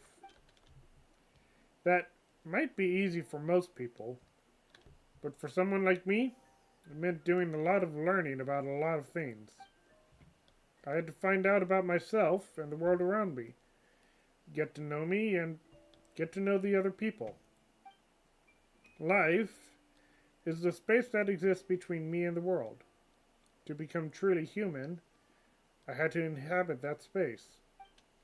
So, for an artificial human, finding a life is, in some sense, equivalent to finding the truth of the world. So that's what she meant, huh? Well, no wonder those monsters wanted to infiltrate the city and replace you. They wanted your life for themselves. Being alive is just existing, but having a life is what makes you truly human. I think that's the message she wanted to get across to me. Still, I found this whole series of events has given me new inspiration. Becoming human is only the beginning. What follows is the choices a human has to make in life, as well as the kinds of family bonds they will form. Most people would probably see the events of the last few days as something out of a nightmare. But for me, it's just part of my family life. I fear that the carefree existence of my brother has enjoyed this far will now come to an end. Just like me, he will have to step into the world and face the same constraints as everyone else. You've got an unusual family, that's for sure. Well, I suppose we get it from our mother. She's highly unusual. There are all kinds of families in the world. Some base their life around the family store, others around the farm. In my family, I suppose we tend to the flower beds. And now, I'm a gardener too. As long as you feel like you've gained something from the experience. Master never showed her face. But if the Hexen Circle knows what I've done, that means she knows as well, and gave her approval. Since devouring Naberius, it would seem she has finally found a modicum of peace. And if so, then I am truly happy for her. She didn't always have a penchant for madness, you know. Devouring Naberius? What's Naberius? It's the name of the ruler of life. What? Aunt Alice told me about it not long ago, but it came as no surprise. I knew Master would do it sooner or later. As for the ruler of life, all I truly know is this. Naberius is not gone. Instead, because of Master's actions, she and Naberius are now one.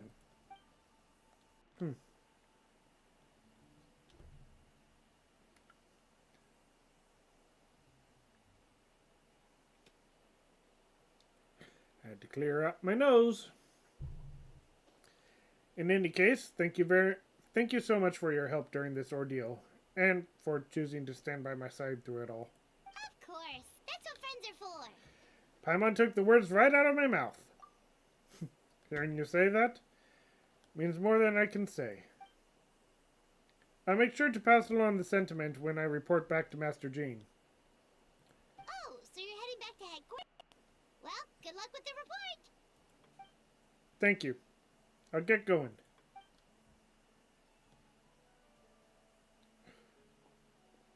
Wow, this Windbloom Festival turned out to be a special one. It feels like we really made a difference. Oh, Paimon almost forgot. If the Windbloom star has already been chosen, what is this year's Windbloom gonna be? Wanna take a guess? Venti, you're back. Well, I couldn't keep my two dear friends in the dark about this year's Windbloom, now could I?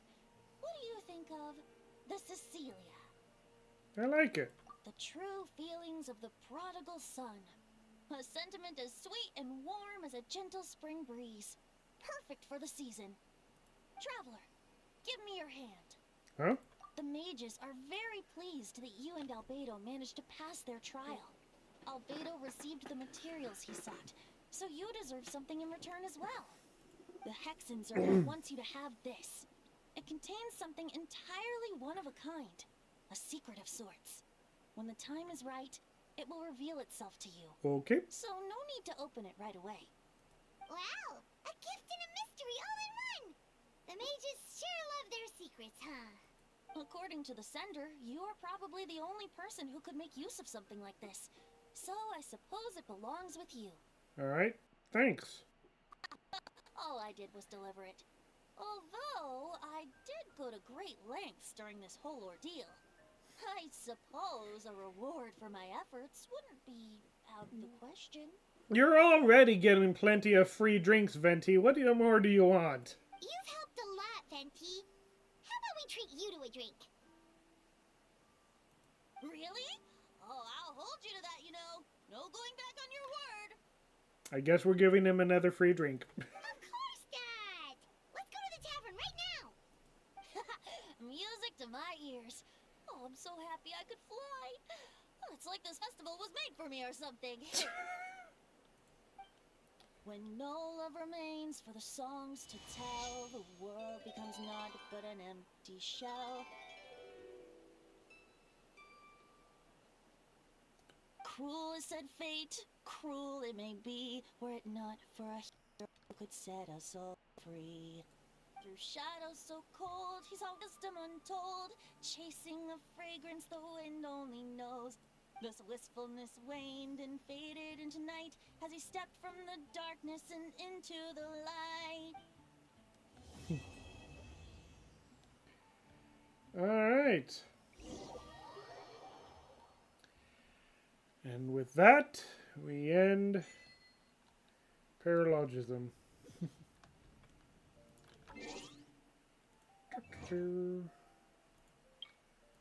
That was a nice...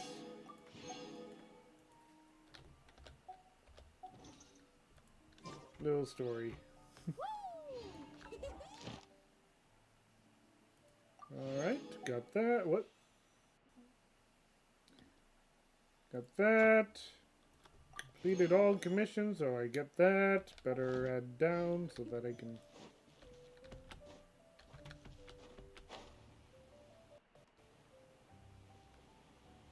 I'll have to check out what that is later.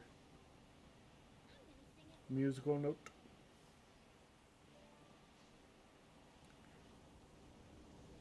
Yeah, before I end the stream,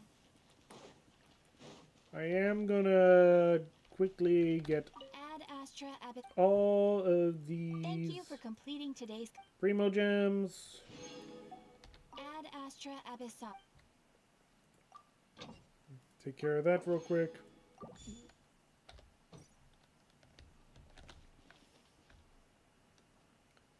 Okay.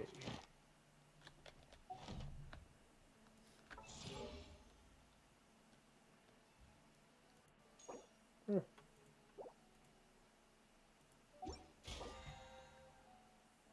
Confirm plan. I'm not gonna do the resin right now. But yeah, before I get going, I'm gonna pull for Skirk. Don't know. I've got 6 of those. 6 of these fates. 2,000. I almost said 20,000. 2,000 primo gems. So some of those should make up for 4 though. That I don't know how much will be left after that, but yeah. Let's see if I get Skirk or not. 640. So I will not have enough for another 10 pull. But we can do that next time. Here we go. But I got gold!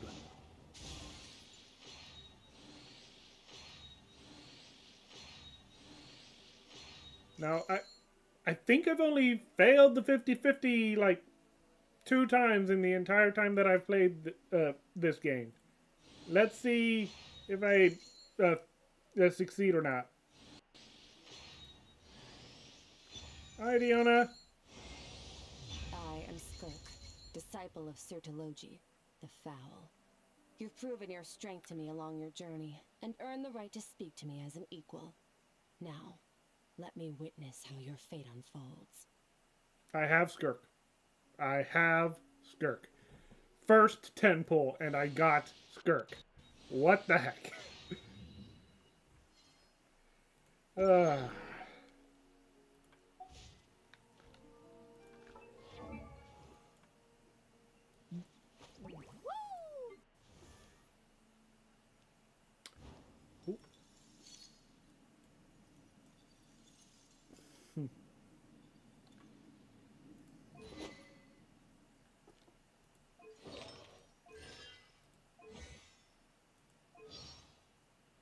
Okay.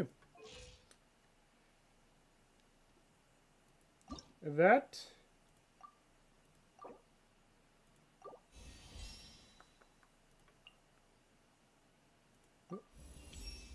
is a good place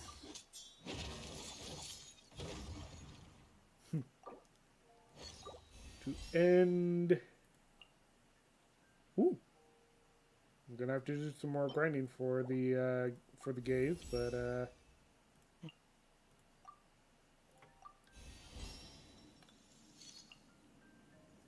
all right. Claim that.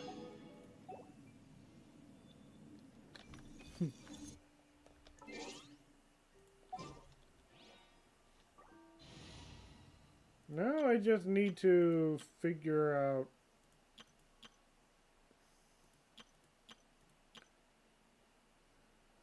wait. What?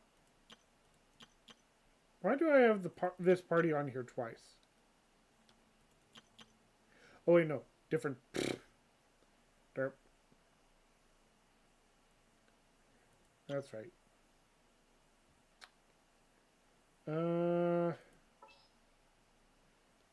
Definitely putting Skirk here. Okay, let's take a walk. And I think I want to put Shincho here. May knowledge guide you. She looks almost completely out of place, though.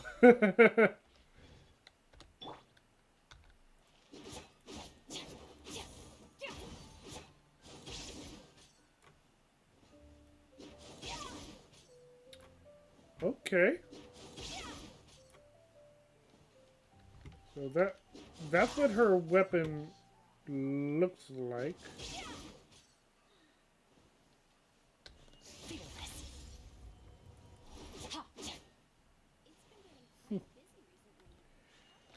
Okay. Well, I'll be doing Skirk's the next Archon Quest next week with Skirk. So, good timing for me to get her. I'll probably try building her up a bit over the next week, over the weekend. So, yeah. Anyway, troops, thank you so much for watching. Thank you, Jonah and Scarlett, for stopping by. Had a lot of fun. And, yeah. I'm gonna go rest my voice now. You guys have a good day. I'll see you later. Bye.